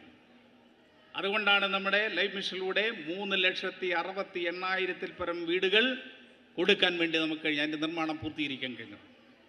ഇവിടെ നമ്മുടെ വീണാ മിനിസ്റ്റർ പറഞ്ഞല്ലോ, 1 ലക്ഷത്തിലധികം എഗ്രിമെൻ്റ് വെച്ച് കഴിഞ്ഞു. ഈ സാമ്പത്തിക വർഷം അവസാനിപ്പിക്കുമ്പോഴേക്കും നമ്മുടെ കേരളത്തിൽ 4.5 ലക്ഷത്തിലധികം ആളുകൾക്ക് പാർപ്പിടം കൊടുക്കാൻ കഴിയുന്ന സംസ്ഥാനമായിട്ട് നമ്മുടെ സംസ്ഥാനം മാറും. അത് കേവലം കേന്ദ്ര ഗവൺമെൻറ് ചെയ്യുന്നവരെ ചെറിയ എമൗണ്ട് കൊടുത്ത് അവരുടെ പ്രചരണം നടത്താൻ വേണ്ടിയല്ല, ഏതെങ്കിലും തരത്തിലുള്ള പ്രചരണത്തിന് വേണ്ടി മാത്രമല്ലത്. നമ്മുടെ നാട്ടിലെ പാവപ്പെട്ട ആളുകൾക്കെല്ലാം തന്നെ കയറിക്കിടക്കാൻ വേണ്ടി വാസ്യമായിട്ടുള്ള സ്ഥലം വേണം, അല്ലെങ്കിൽ പാർപ്പിടം വേണം എന്ന് തന്നെയാണ് ഇടതുപക്ഷ മുന്നണി ഗവൺമെൻറ് കാഴ്ചപ്പാട്. അതുകൊണ്ട് തന്നെയാണ് എല്ലാ പാവപ്പെട്ടവർക്കും പാർപ്പിടം കൊടുക്കാൻ വേണ്ടിയുള്ള പദ്ധതി നടപ്പിലാക്കാൻ വേണ്ടി ഗവൺമെൻറ് മുന്നോട്ട് വരികയും അത് കേവലം പറച്ചിൽ മാത്രമല്ല പ്രാവർത്തികമാക്കിക്കൊണ്ടാണ് നമ്മുടെ ഗവൺമെൻറ് മുന്നോട്ട് പോകുന്നത്. അതുപോലെ തന്നെയാണ് തൊഴിൽ നൽകുന്ന കാര്യത്തിൽ. നമുക്കറിയാം, നമ്മുടെ ചെറുപ്പക്കാരെ സംബന്ധിച്ചിടത്തോളം തൊഴിൽ എന്നുള്ള വലിയ സങ്കല്പമാണ്. ഇവിടെ പറഞ്ഞല്ലോ, തൊഴിലന്വേഷിച്ച് നമ്മുടെ കേരളത്തിലേക്കാണ് ഇതര സംസ്ഥാനങ്ങളിൽ നിന്നും തൊഴിലാളികൾ വന്നുകൊണ്ടിരിക്കുന്നത്. തൊഴിലാളികൾ മാത്രമല്ല, അഭ്യസ്തവിദ്യരായിട്ടുള്ള ആളുകൾ വരുന്നതിനെ സംബന്ധിച്ച് ഇവിടെ പറഞ്ഞല്ലോ. കേരളം നല്ല രീതിയിലുള്ള തൊഴിൽ അന്തരീക്ഷമുണ്ട്, മാന്യമായ കൂലി എല്ലാവർക്കും ലഭിക്കുന്നുണ്ട്. അടുത്ത കാലത്താണ് റിസർവ് ബാങ്കിൻ്റെ ഒരു സർവേ നടത്തി അതിൻ്റെ റിപ്പോർട്ട് വന്നത്. നമ്മുടെ ഇന്ത്യയിൽ ഏറ്റവും മാന്യമായ കൂലി ലഭിക്കുന്ന സംസ്ഥാനം ഏതെന്ന് ചോദിക്കുമ്പോൾ അത് കേരളമാണ് എന്ന് റിസർവ് ബാങ്ക് ഓഫ് ഇന്ത്യ പറഞ്ഞതാണ്. അങ്ങനെ നമ്മുടെ കേരളത്തിൽ തൊഴിൽ അന്തരീക്ഷം മാറ്റിയെടുക്കാൻ വേണ്ടിയുള്ള വലിയ പരിശ്രമം നടത്തി എല്ലാവർക്കും തൊഴിൽ കൊടുക്കുക എന്നുള്ള ലക്ഷ്യത്തിലേക്ക് നമ്മുടെ കേരളം മുന്നേറുകയാണ്. അത് PSC വഴിയും, അതുപോലെ പൊതുമേഖലാ സ്ഥാപനങ്ങൾ വഴിയും, അതുപോലെ തന്നെ വ്യവസായ വകുപ്പ് വഴി, അതുപോലെ തന്നെ കാർഷിക മേഖലയിൽ, അതുപോലെ മറ്റും വ്യത്യസ്ത മേഖലകളിലെല്ലാം തന്നെ തൊഴിൽ കൊടുക്കാൻ വേണ്ടിയുള്ള ഇടപെടലാണ് നടത്തുന്നത്. PSC വഴി, PSC അല്ലെങ്കിൽ പൊതു പരീക്ഷാ സമ്പ്രദായങ്ങളെല്ലാം തന്നെ നിർത്തലാക്കാൻ വേണ്ടിയാണ് കേന്ദ്ര ഗവൺമെൻറ് തീരുമാനിച്ചിരിക്കുന്നത്. ഇന്ത്യയിലെ വിവിധ സംസ്ഥാന ഗവൺമെൻറ്റുകളും ഒരു പരീക്ഷയും നടത്തുന്നില്ല, ഒരാളെയും നിയമിക്കുന്നുമില്ല.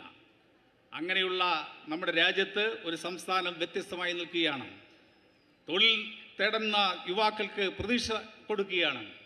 അതുകൊണ്ടാണ് എല്ലാ സംസ്ഥാനങ്ങളിലും പോസ്റ്റ് ഗ്രാജുവേഷൻ നടപ്പിലാക്കാതിരിക്കുമ്പോൾ നമ്മുടെ കേരളത്തിൽ മാത്രം പുതിയ പോസ്റ്റ് ക്രിയേറ്റ് ചെയ്യാൻ വേണ്ടി തീരുമാനിക്കുന്നത്. അത് 1-2 പോസ്റ്റല്ല, ഈ കഴിഞ്ഞ 7 വർഷത്തിനിടയിൽ നമ്മുടെ സംസ്ഥാനത്ത് ഏകദേശം 40,000 പുതിയ പോസ്റ്റുകളാണ് ക്രിയേറ്റ് ചെയ്തുകൊണ്ട് തൊഴിലവസരങ്ങൾ ഉണ്ടാക്കാൻ വേണ്ടി തീരുമാനിച്ചത്. നമ്മുടെ ഓരോ വർഷവും ഈ ഗവൺമെൻറ് ഭരിച്ച ഓരോ വർഷവും 30,000 പേരെ വെച്ചാണ് PSC വഴി നിയമിച്ചത്. മറ്റൊരു സംസ്ഥാനത്തിനും അവകാശപ്പെടാൻ കഴിയില്ല എന്ന് മാത്രമല്ല, കേന്ദ്ര ഗവൺമെൻറ് പുതിയ നിയമനങ്ങളും നടത്തേണ്ടതില്ല എന്ന് തീരുമാനിച്ചിരിക്കുകയാണ്. ലക്ഷക്കണക്കിന് ആളുകൾ കേന്ദ്ര സർവീസിൽ ജോലി കിട്ടേണ്ടതാണ്, അത് കൊടുക്കാതിരിക്കുന്ന നിലപാടാണ് സ്വീകരിക്കുന്നത്. അങ്ങനെയാണോ കേരളത്തിലെ ഇടതുപക്ഷ മുന്നണി ഗവൺമെൻറ് ചെയ്യുന്നത്? ഈ ഗവൺമെൻറ്റിനെതിരായിക്കൊണ്ട് കലാപം ഉണ്ടാക്കാൻ വേണ്ടി ശ്രമിക്കുന്ന ആളുകൾ, യുവാക്കളെ ഇറക്കിവിടുന്ന ആളുകൾ പറയേണ്ടതാണ്, യുവാക്കൾക്ക് തൊഴിൽ കൊടുക്കാൻ വേണ്ടി ഗവൺമെൻറ് തയ്യാറാകുന്നില്ല എന്നാണ് നമ്മൾ പറയുന്നത്. അങ്ങനെയാണ് പറയുന്നതെങ്കിൽ ന്യായമുണ്ട്. പക്ഷെ അവർക്ക് തന്നെ അറിയാം, തങ്ങൾ ഭരിക്കുന്ന സംസ്ഥാനങ്ങളിലെല്ലാം തന്നെ നിയമന നിരോധനമാണ്, ഒരാളെ പോലും പുതുതായി നിയമിക്കുന്നില്ല, ഉള്ള ജോലി പോലും നഷ്ടപ്പെടുകയാണ്.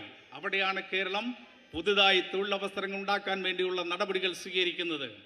ഓരോ വർഷവും 30,000 പേർക്ക് PSC വഴി നിയമനം കിട്ടാൻ വേണ്ടിയുള്ള സംവിധാനം ഉണ്ടാക്കി. അതുകൊണ്ടാണ് ഈ ഗവൺമെൻറ് 7 വർഷം ഭരിച്ചപ്പോൾ 2,21,000 പരം യുവതി യുവാക്കൾക്ക് PSC വഴി സർക്കാർ ജോലി ലഭിച്ചത്.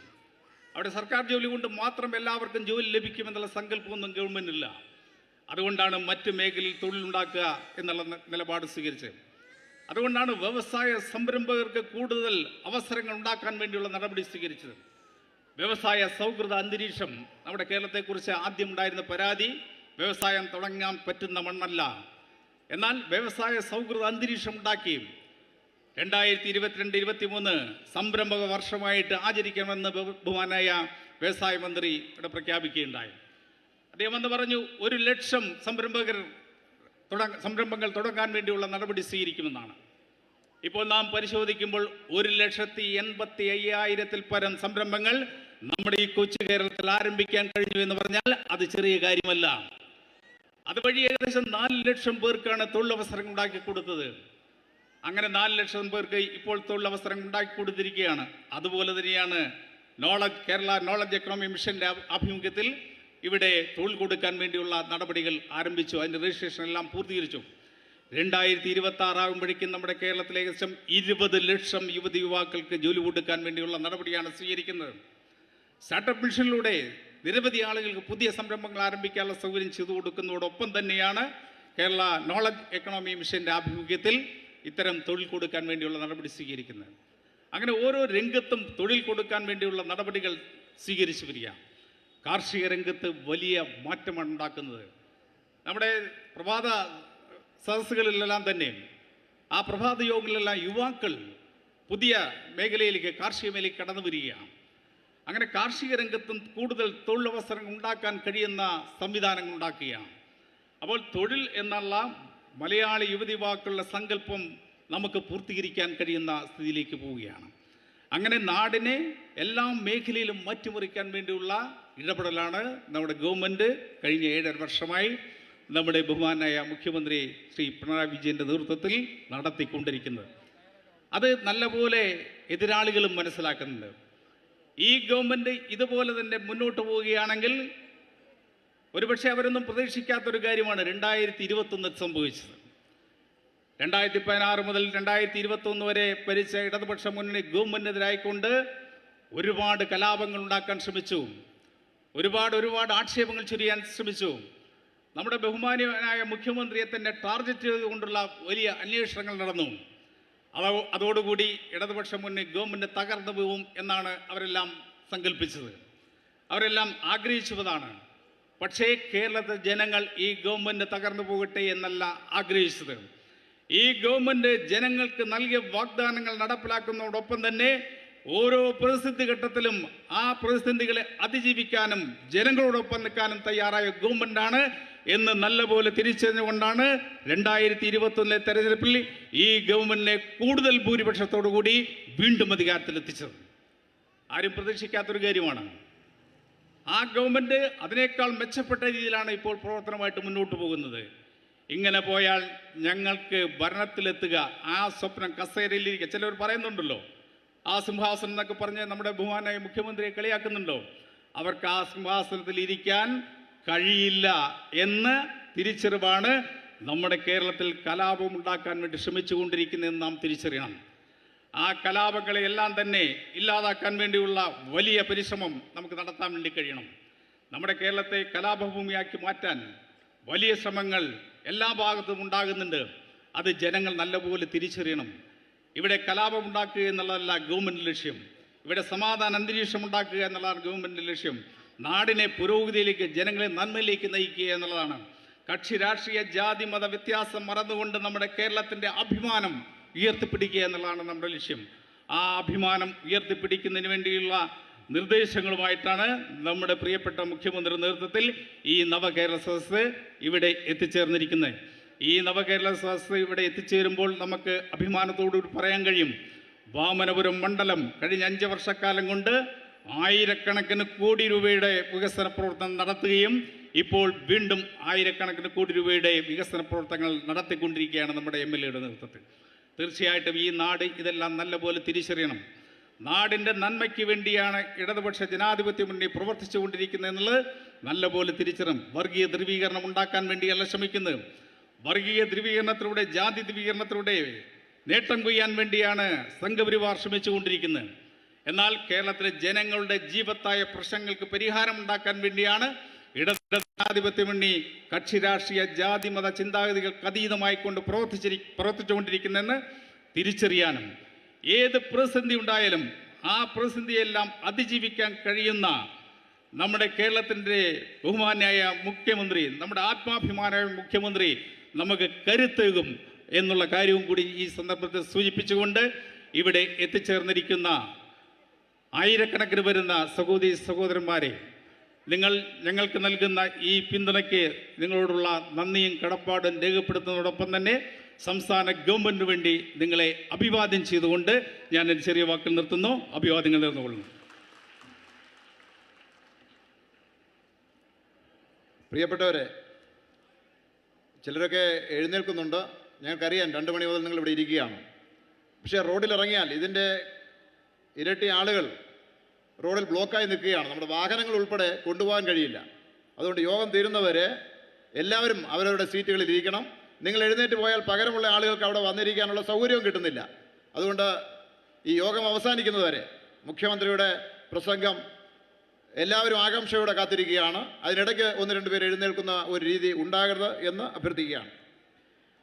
നമ്മുടെ മന്ത്രിസഭ ബഹുമാനായ മുഖ്യമന്ത്രിയുടെ നേതൃത്വത്തിൽ കേരളമൊട്ടാകെ ജനങ്ങളെ ആവേശം കൊള്ളിച്ചുകൊണ്ട് ജനസദസ്സുകൾ അഭിമുഖീകരിച്ച് വാമനപുരത്തേക്ക് എത്തിച്ചേർന്നിരിക്കുകയാണ്. ഈ അഭിമാന മുഹൂർത്തത്തിൽ ഏറെ ആഹ്ലാദത്തോടെ, അതിലേറെ ആവേശത്തോടെ മന്ത്രിസഭയാകെ സ്വാഗതം ചെയ്യുകയാണ്. നവകേരളത്തിന് കർമ്മധീരമായ നേതൃത്വം കൊടുക്കുന്ന നമ്മുടെ അഭിമാനമായ കേരളത്തിൻ്റെ നാഥനായ കേരളത്തിൻ്റെ മുഖ്യമന്ത്രി ശ്രീ പിണറായി വിജയനെ വളരെ ആദരവോടെ ഞാൻ ഈ വേദിയിലേക്ക് സ്വാഗതം ചെയ്യുകയാണ്. മന്ത്രിമാർക്ക് പുസ്തകങ്ങളും നമ്മുടെ തന്നെ ഗ്രന്ഥകാരന്മാർ, നമ്മുടെ നാട്ടിലുള്ള എഴുത്തുകാർ എഴുതിയ 2 പുസ്തകങ്ങളും വന വിഭവമെന്ന നിലയിൽ ഒരു തേനും, അതാണ് എല്ലാ മന്ത്രിമാർക്കും നമ്മൾ കൊടുക്കുന്നത് നമ്മുടെ ഹരിതകർമ്മസേനയുടെ അംഗങ്ങളാണ്. ബഹുമാനായ റവന്യൂ വകുപ്പ് മന്ത്രി ശ്രീ കെ രാജൻ അദ്ദേഹം ഇവിടെ വന്നിട്ടാണ് പോയത്. അദ്ദേഹത്തെ സ്വാഗതം ചെയ്യുന്നു. ജലവിഭവ വകുപ്പ് മന്ത്രി ശ്രീ റോഷി അഗസ്റ്റിൻ സ്വാഗതം ചെയ്യുന്നു. വനം വന്യജീവി വകുപ്പ് മന്ത്രി എ കെ ശശീന്ദ്രൻ അദ്ദേഹം ആശുപത്രിയിലാണ്, ഇവിടെ എത്തിയിട്ടില്ല. വൈദ്യുതി വകുപ്പ് മന്ത്രി ശ്രീ കെ കൃഷ്ണൻകുട്ടി അദ്ദേഹത്തെ ഞാൻ സ്വാഗതം ചെയ്യുന്നു. ഗതാഗത വകുപ്പ് മന്ത്രി അഡ്വക്കേറ്റ് ആന്റണി രാജു അദ്ദേഹം സ്വാഗതം ചെയ്യുന്നു. തുറമുഖ മ്യൂസിയം പുരാവസ്തു ശ്രീ അഹമ്മദ് ദേവർകോവലിനെ നമ്മൾ സ്വാഗതം ചെയ്ത് കഴിഞ്ഞു. പട്ടികജാതി പട്ടികവർഗ ദേവസ്വം പാർലമെന്ററി കാര്യമന്ത്രിയെയും കെ രാധാകൃഷ്ണനെയും സ്വാഗതം ചെയ്ത് കഴിഞ്ഞു. ധനകാര്യ വകുപ്പ് മന്ത്രി ശ്രീ കെ എൻ ബാലഗോപാൽ അദ്ദേഹം ഇവിടെ എത്തിയിട്ട് അടുത്ത സ്വീകരണ കേന്ദ്രങ്ങളിലേക്ക് പോയിട്ടുണ്ട്. ബഹുമാനപ്പെട്ട വ്യവസായ നിയമ വകുപ്പ് മന്ത്രി ബഹുമാനായ ശ്രീ പി രാജീവ് അദ്ദേഹത്തെ ഞാൻ സ്വാഗതം ചെയ്യുന്നു. മൃഗസംരക്ഷണ ക്ഷീരവികസന വകുപ്പ് മന്ത്രി ശ്രീമതി ജെ ചിഞ്ചുറാണിയെ ഞാൻ സ്വാഗതം ചെയ്യുന്നു. രജിസ്ട്രേഷൻ സഹകരണ വകുപ്പിൻ്റെ മന്ത്രി ശ്രീ വി എൻ വാസവനെ ഞാൻ സ്വാഗതം ചെയ്യുന്നു. ഫിഷറീസ് വകുപ്പ് മന്ത്രി ബഹുമാനായ സജി ചെറിയാനെ സ്വാഗതം ചെയ്യുന്നു. ടൂറിസം പൊതുമരാമത്ത് വകുപ്പ് മന്ത്രി അഡ്വക്കേറ്റ് പി എ മുഹമ്മദ് റിയാസിനെ ആദരവോടെ ഞാൻ സ്വാഗതം ചെയ്യുന്നു. കൃഷി വകുപ്പ് മന്ത്രി പ്രിയപ്പെട്ട പി പ്രസാദിനെ സ്വാഗതം ചെയ്യുന്നു. പൊതുവിദ്യാഭ്യാസ വകുപ്പ് മന്ത്രി നമ്മുടെ ജില്ലയിലെ മന്ത്രി കൂടിയായ ശ്രീ വി ശിവൻകുട്ടിയെ ആദരവോടെ ഞാൻ സ്വാഗതം ചെയ്യുന്നു. തദ്ദേശ സ്വയംഭരണ വകുപ്പ് മന്ത്രി ബഹുമാനായ ശ്രീ എം പി രാജേഷിനെ സ്വാഗതം ചെയ്യുന്നു. ഭക്ഷ്യ സിവിൽ സപ്ലൈസ് വകുപ്പ് മന്ത്രി നമ്മുടെ ജില്ലയിൽ തന്നെ മറ്റൊരു മന്ത്രിയായ അഡ്വക്കേറ്റ് ജി ആർ അനിലിനെ ഞാൻ സ്വാഗതം ചെയ്യുന്നു. ഉന്നത വിദ്യാഭ്യാസ വകുപ്പ് മന്ത്രി ഡോക്ടർ ആർ ബിന്ദുവിനെ സ്വാഗതം ചെയ്യുന്നു. ശ്രീമതി വീണ ജോർജിനെ ഇതിനകം സ്വാഗതം ചെയ്ത് കഴിഞ്ഞു. സ്പോർട്സ് വഖഫ് വകുപ്പ് മന്ത്രി ശ്രീ വി അബ്ദുൾ റഹ്മാനെ ഞാൻ സ്വാഗതം ചെയ്യുന്നു. നിങ്ങളെ അഭിസംബോധന ചെയ്ത് സംസാരിക്കുന്നതിന് വേണ്ടി കേരളത്തിൻ്റെ അഭിമാനമായി മാറിക്കഴിഞ്ഞ എല്ലാ അപവാദങ്ങളെയും ആരോപണങ്ങളെയും അവഗണിച്ചുകൊണ്ട് കേരളത്തിലെ ജനങ്ങൾക്ക് വേണ്ടി കർമ്മധീരമായി നേതൃത്വം കൊടുക്കുന്ന ആദരണീയനായ മുഖ്യമന്ത്രി ശ്രീ പിണറായി വിജയനെ അഭിമാനത്തോടെ, ആദരവോടെ, ആവേശത്തോടെ ഈ സമ്മേളനം ഉദ്ഘാടനം ചെയ്യുന്നതിന് വേണ്ടി ഞാൻ ക്ഷണിക്കുന്നു.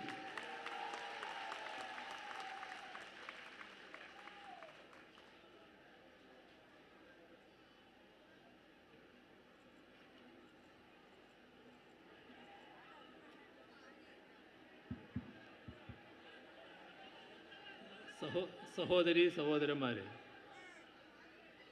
നവകേരള സദസ്സുമായി ബന്ധപ്പെട്ട വിശദമായ കാര്യങ്ങൾ ഇവിടെ സംസാരിച്ചു കഴിഞ്ഞിട്ടുണ്ട്. നവകേരള സദസ്സിൻ്റെ ഒരു അനുഭവം നമ്മുടെ കേരളത്തിൽ പലയിടങ്ങളും നവകേരള സദസ്സിൻ്റെ ഭാഗമായി ഒഴുകിയെത്തുന്ന ജനസഹസ്രങ്ങളെ ഉൾക്കൊള്ളാവുന്ന ഗ്രൗണ്ടില്ല എന്നതാണ്. അത് കേരളത്തിൽ പലയിടത്തും ഞങ്ങൾ നേരിട്ട് അനുഭവിച്ച കാര്യമാണ്. ഈ ഗ്രൗണ്ടിൽ അവർ തയ്യാറാക്കുന്ന ഗ്രൗണ്ട് ആ മണ്ഡലത്തിലെ ഏറ്റവും സൗകര്യമുള്ള ഗ്രൗണ്ട് തന്നെയാണ്. പക്ഷേ ആ ഗ്രൗണ്ടിൽ ഒതുങ്ങാവുന്നത്ര ആളുകളല്ല ഈ സദസ്സിൻ്റെ ഭാഗമായി എത്തിപ്പെടുന്നത്. അപ്പോൾ സംഭവിക്കുന്നത് വലിയ തോതിൽ ആളുകൾ ഗ്രൗണ്ടിന് പുറത്താണ്. ഇത് പലയിടങ്ങളിലും കാണുന്ന കാഴ്ചയാണ്. വെഞ്ഞാറമൂട് ആ പ്രയാസം അനുഭവിക്കുന്നുണ്ട് എന്നാണ് തോന്നുന്നത്. ഇവിടെ ഇങ്ങോട്ട് കടക്കാൻ പറ്റാത്തവരുടെ ശബ്ദം കേട്ടുകൊണ്ടിരിക്കുന്നുണ്ട്. ഇത് വലിയ തോതിലാണ് പുറത്ത് ആളുകൾ കൂടിയിട്ടുള്ളത്. ഞാൻ അധ്യക്ഷനോട് ചോദിച്ചു, അപ്പോൾ ഇവിടുത്തെ നിലയിൽ ഏറ്റവും സൗകര്യമുള്ള ഗ്രൗണ്ടാണ് ഒരുക്കിയത് എന്നാണ് അദ്ദേഹം പറഞ്ഞത്. ഈ അവസ്ഥ നവകേരള സദസ്സിൻ്റെ പ്രത്യേകതയുടെ ഭാഗമായി വരുന്നതാണ്. നമ്മുടെ നാടും ജനങ്ങളും നവകേരള സദസ്സിനെ എങ്ങനെ കാണുന്നു, ഏത് രീതിയിൽ സ്വീകരിക്കുന്നു എന്നതാണ് ഇതിലൂടെ വ്യക്തമാകുന്നത്. നേരത്തെ ഞങ്ങൾ ഈ പരിപാടി തുടങ്ങിയത് എല്ലാവർക്കും അറിയാം. കഴിഞ്ഞ മാസം നവംബർ 18 മഞ്ചേശ്വരത്ത് നിന്ന് ആരംഭിച്ചതാണ്. അതിപ്പോൾ ഇവിടെ വാമനപുരം മണ്ഡലത്തിൻ്റെ ഭാഗമായി വെഞ്ഞാറമ്മൂട് എത്തിയിരിക്കുന്നു. ഇന്നത്തെ പരിപാടി ഇനി നെടുമങ്ങാടിൻ്റെ പരിപാടി കൂടിയാണുള്ളത്. ഈ എല്ലാ സ്ഥലത്തും ജനസഹസ്രങ്ങളാണ് പരിപാടിയുടെ ഭാഗമായി ഒഴുകിയെത്തുന്നത്. നമ്മുടെ നാട് തകർന്നുകൂടാ.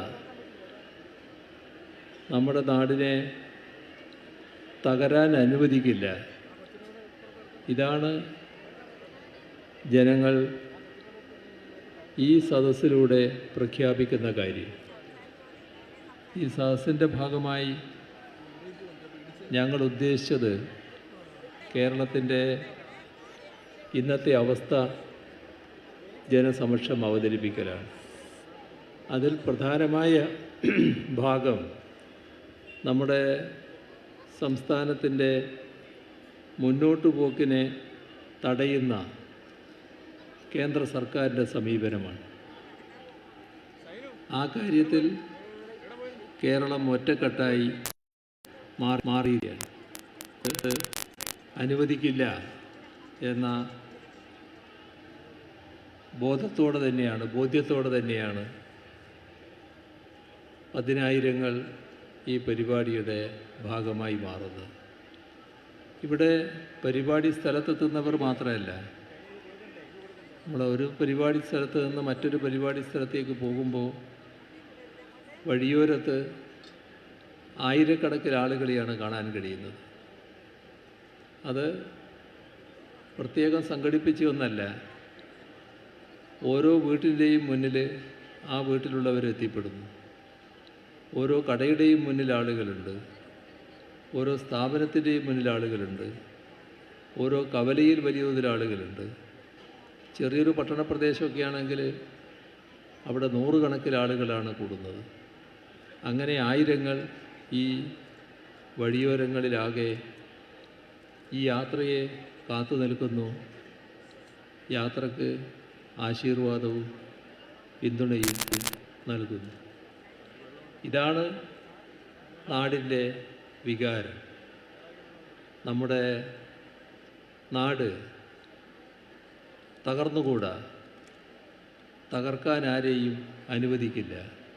ഇതാണ് പൊതുവെ ഇതിലൂടെ പ്രഖ്യാപിക്കുന്ന അവസ്ഥ വന്നിട്ടുള്ളത്. കേരളം സാധാരണഗതിയിൽ മറ്റ് പ്രശ്നങ്ങളൊന്നും നേരിടേണ്ട ഒരു സംസ്ഥാനമല്ല. നമ്മൾ നല്ല നിലയിൽ അഭിവൃദ്ധിപ്പെട്ടു വന്ന സംസ്ഥാനമാണ്. ആ അഭിവൃദ്ധിയെക്കുറിച്ച് ആർക്കും തർക്കമൊന്നുമില്ല. നമ്മുടെ നാട് ഒരു സംസ്ഥാനമെന്ന നിലയിൽ നല്ല പുരോഗതി ഈ ഘട്ടത്തിൽ നേടിയിട്ടുണ്ട് എന്നതാണ് കാണാൻ നമുക്ക് സാധിക്കുക. ഇപ്പോൾ 2016 അവസ്ഥ നമ്മൾക്കെല്ലാം ഓർമ്മയുണ്ടല്ലോ. കേരളം വലിയ പ്രതിസന്ധി നേരിട്ട ഘട്ടം, എല്ലാ മേഖലയും തകർന്നു പോയ ഘട്ടം. ആ അവസ്ഥയിൽ നിന്ന് നാം വലിയ തോതിലാണ് കരകയറി വന്നത്. ഇപ്പോൾ 2016 നിന്ന് നമ്മുടെ കേരളത്തിൻ്റെ ആഭ്യന്തര വളർച്ച പരിശോധിച്ചാൽ ആഭ്യന്തര വളർച്ചാ നിരക്ക് ഈ 7 വർഷം കൊണ്ട് 8% വർദ്ധിപ്പിക്കാൻ നമുക്ക് കഴിഞ്ഞിരിക്കുന്നു. അത് നല്ലൊരു റെക്കോർഡാണ് എന്നത് കാണേണ്ടതായിട്ടുണ്ട്.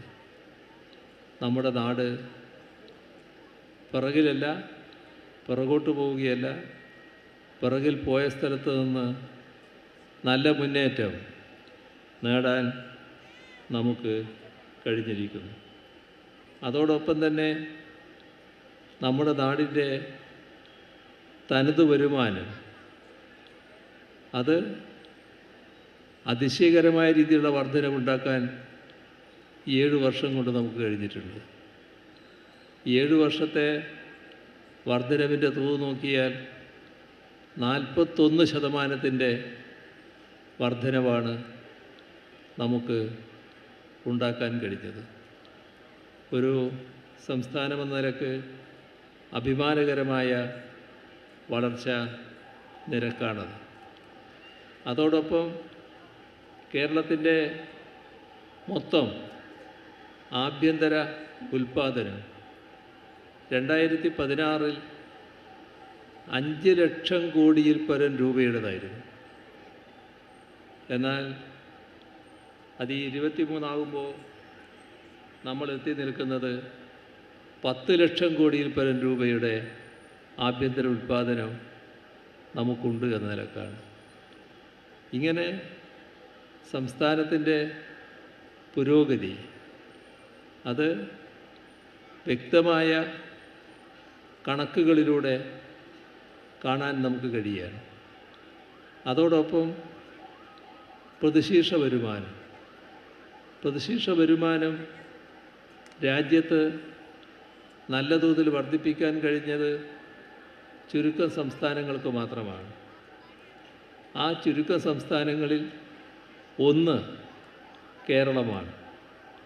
2016 നമ്മുടെ പ്രതിശീർഷ വരുമാനം 1,48,000 രൂപയായിരുന്നു. ഇന്നത് 2,28,000 രൂപയാണ്. അപ്പോൾ ഈ കണക്കുകളെല്ലാം കാണിക്കുന്ന എന്താണ്? സാധാരണ നിലയിൽ നമ്മുടെ സംസ്ഥാനത്തിന് ഒരു പ്രശ്നവും ഉണ്ടാകേണ്ടതായിട്ടില്ല. പ്രത്യേകിച്ച് സാമ്പത്തികമായി ഒരു വിഷമവും ഉണ്ടാകേണ്ടതായിട്ടില്ല. അത്ര നല്ല സാമ്പത്തിക ഭദ്രത ഒരു സംസ്ഥാനമെന്ന നിലക്ക് നമുക്ക് കൈവരിക്കാൻ കഴിഞ്ഞിരിക്കുന്നു.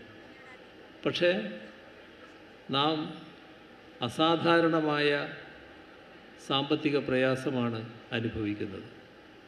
എന്തുകൊണ്ടാണത്? ഇത്രയെല്ലാം നേട്ടമുണ്ടാക്കിയൊരു സംസ്ഥാനത്തിന് എന്തുകൊണ്ട് സാമ്പത്തിക പ്രയാസം വരുന്നു?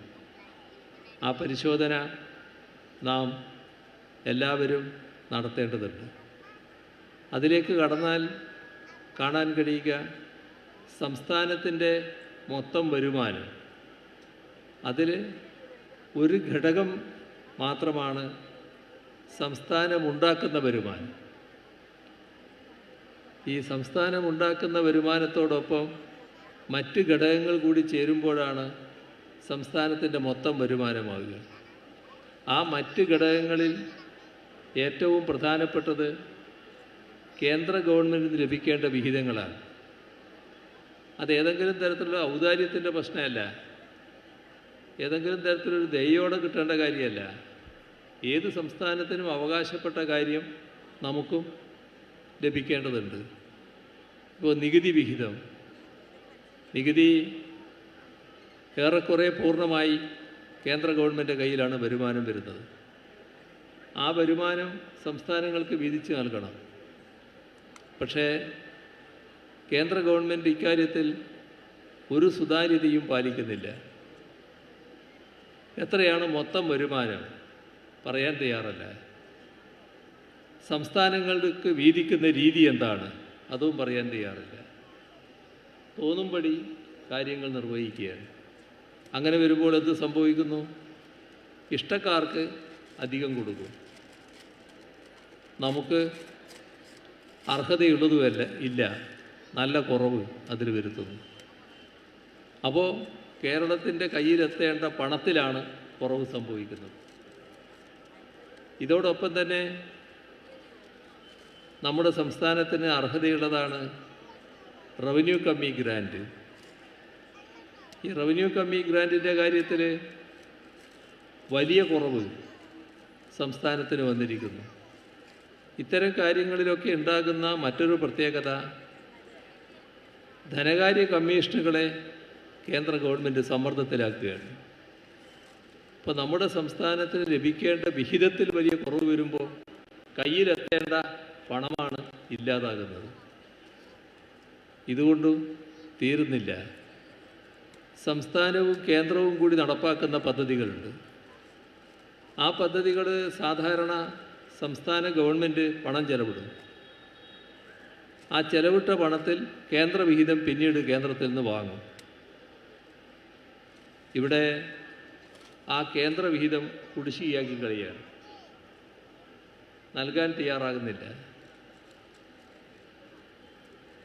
ചെലവാക്കിയ പണമാണ്, സംസ്ഥാനം ചെലവാക്കിയ പണമാണ്. ആ പണം കുടിശ്ശികയായാൽ അത്രയും വരുമാനം സർക്കാരിന് ഇല്ലാതാകുന്നു എന്നർത്ഥം. അല്ലെങ്കിൽ ആ പണം ഉപയോഗിച്ച് മറ്റു കാര്യങ്ങൾ നടത്താൻ കഴിയാത്ത അവസ്ഥയുണ്ടാക്കുന്നു. ഇത് നമ്മുടെ സംസ്ഥാനത്തിനെതിരെയുള്ള ഒരു പ്രത്യേക മനോഭാവത്തിൻ്റെ ഭാഗമായി വന്നു ചേരുന്ന കാര്യമാണ്. ഇത് മാത്രമല്ല, നമ്മുടെ സംസ്ഥാനത്തിന്, എല്ലാ സംസ്ഥാനങ്ങൾക്കും നാടിൻ്റെ വികസനത്തിന് ആവശ്യമായ പദ്ധതികൾക്ക് രൂപം നൽകുമ്പോൾ ഫണ്ടിൻ്റെ കുറവുണ്ടായാൽ കടമെടുക്കേണ്ടതായി വരും. എല്ലാ ഗവൺമെൻറ്റുകളും കടമെടുക്കാറുണ്ട്. ഇന്ത്യ ഗവൺമെൻറ്റും ആവശ്യത്തിലധികം കടമെടുക്കുന്നുണ്ട്. പക്ഷേ നമ്മുടെ സംസ്ഥാനത്തെ കടത്തിൻ്റെ കാര്യത്തിൽ ചില പ്രശ്നങ്ങൾ ഉയർന്നു വന്നിട്ടുണ്ട്. കടമെടുക്കൽ സംസ്ഥാനത്തിൻ്റെ അധികാരത്തിൽപ്പെട്ട കാര്യമാണ്. നമ്മുടെ ഭരണഘടന വ്യവസ്ഥ ചെയ്തിട്ടുള്ളത് സംസ്ഥാനത്തിൻ്റെ സാമ്പത്തിക ഭദ്രത സംസ്ഥാനം ഉറപ്പുവരുത്തണമെന്നുള്ളതാണ്. അതിനാവശ്യമായ നടപടികൾ, അത് കടമെടുപ്പടക്കം സംസ്ഥാന സർക്കാരിന് അധികാരമുള്ളതാണ്. ആ വ്യവസ്ഥയുള്ളതുകൊണ്ടാണ് നാം ഇക്കാര്യത്തിലൊരു പ്രത്യേക നിയമം നമ്മുടെ നിയമസഭ അംഗീകരിക്കുന്നിടത്തെത്തിയത്. പക്ഷെ എന്താ സംഭവിച്ചത്? ഭരണഘടനാ വിരുദ്ധമായി, നിയമവിരുദ്ധമായി കേന്ദ്ര ഗവൺമെൻറ് ഇടപെടുന്നു. എന്നിട്ട് അവർ സംസ്ഥാനത്തിൻ്റെ കടപരിധി ഞങ്ങൾ നിശ്ചയിക്കും, കേന്ദ്രം നിശ്ചയിക്കും എന്ന നിലപാടെടുക്കുന്നു. ആ കടപരിധി നിശ്ചയിക്കുന്നു. ആ കടപരിധി നമുക്ക് എടുക്കാവുന്ന കടത്തിൻ്റെ അത്രയുമില്ല, അതിൽ വലിയ കുറവ് വരുത്തുന്നു. അതിൻ്റെ അർത്ഥം നാടിന് ആവശ്യമായ പണം, വികസന പദ്ധതികൾക്ക് വേണ്ട പണം, അത് സർക്കാരിൻ്റെ കയ്യിലെത്തില്ല എന്നർത്ഥം. അതിലൂടെ വികസന പദ്ധതികൾക്ക് തുരങ്കം വെക്കുകയാണ്. ഇത് അധികാരമില്ലാത്ത, ഭരണഘടനാ വിരുദ്ധമായ, ജനാധിപത്യ വിരുദ്ധമായ നടപടിയാണ്. മാത്രമല്ല നിയമസഭയുടെ അധികാരത്തിലുള്ള കൈകടത്തൽ കൂടിയാണ്. ഇതൊരു ഭാഗം. ഈ കുറച്ച പരിധിയുണ്ടല്ലോ, ആ പരിധിയിലുള്ള തുക മുഴുവനായിട്ട് സംസ്ഥാന സർക്കാരിന് എടുക്കാൻ പറ്റില്ല. അതിൽ പിന്നെയും കുറവ് വരുത്തുകയാണ്. ആ കുറവ് വരുത്തുന്നതിന് ഉപയോഗിക്കുന്ന മാർഗം ഒന്ന്, കിഫ്ബി മുഖേന എടുക്കുന്ന വായ്പ.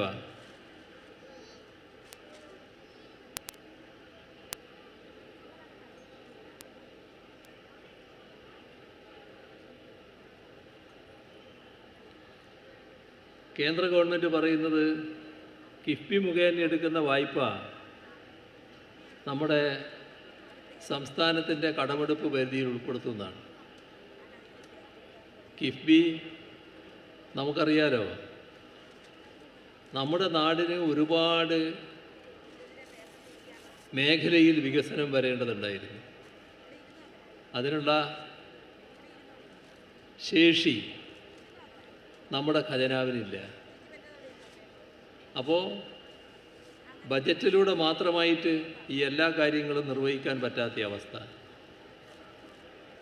അപ്പോഴാണ് ബജറ്റിന് പുറത്ത് പദ്ധതികൾ ഏറ്റെടുക്കാനുള്ള ആലോചന നാം നടത്തിയത്. അതിൻ്റെ ഭാഗമായാണ് കിഫ്ബിയെ പുനർജീവിപ്പിച്ചത്.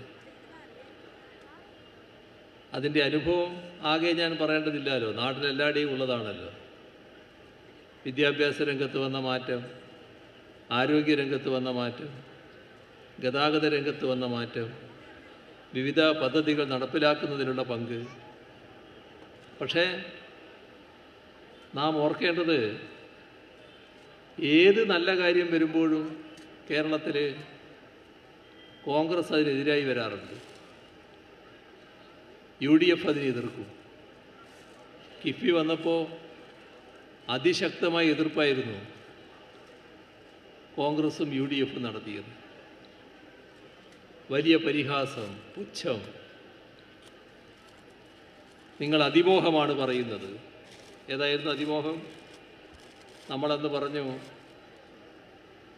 കേരളത്തിൽ ഉദ്ദേശിക്കുന്നത് കിഫ്ബി മുഖേന 50,000 കോടി രൂപയുടെ വികസന പദ്ധതികളാണ്.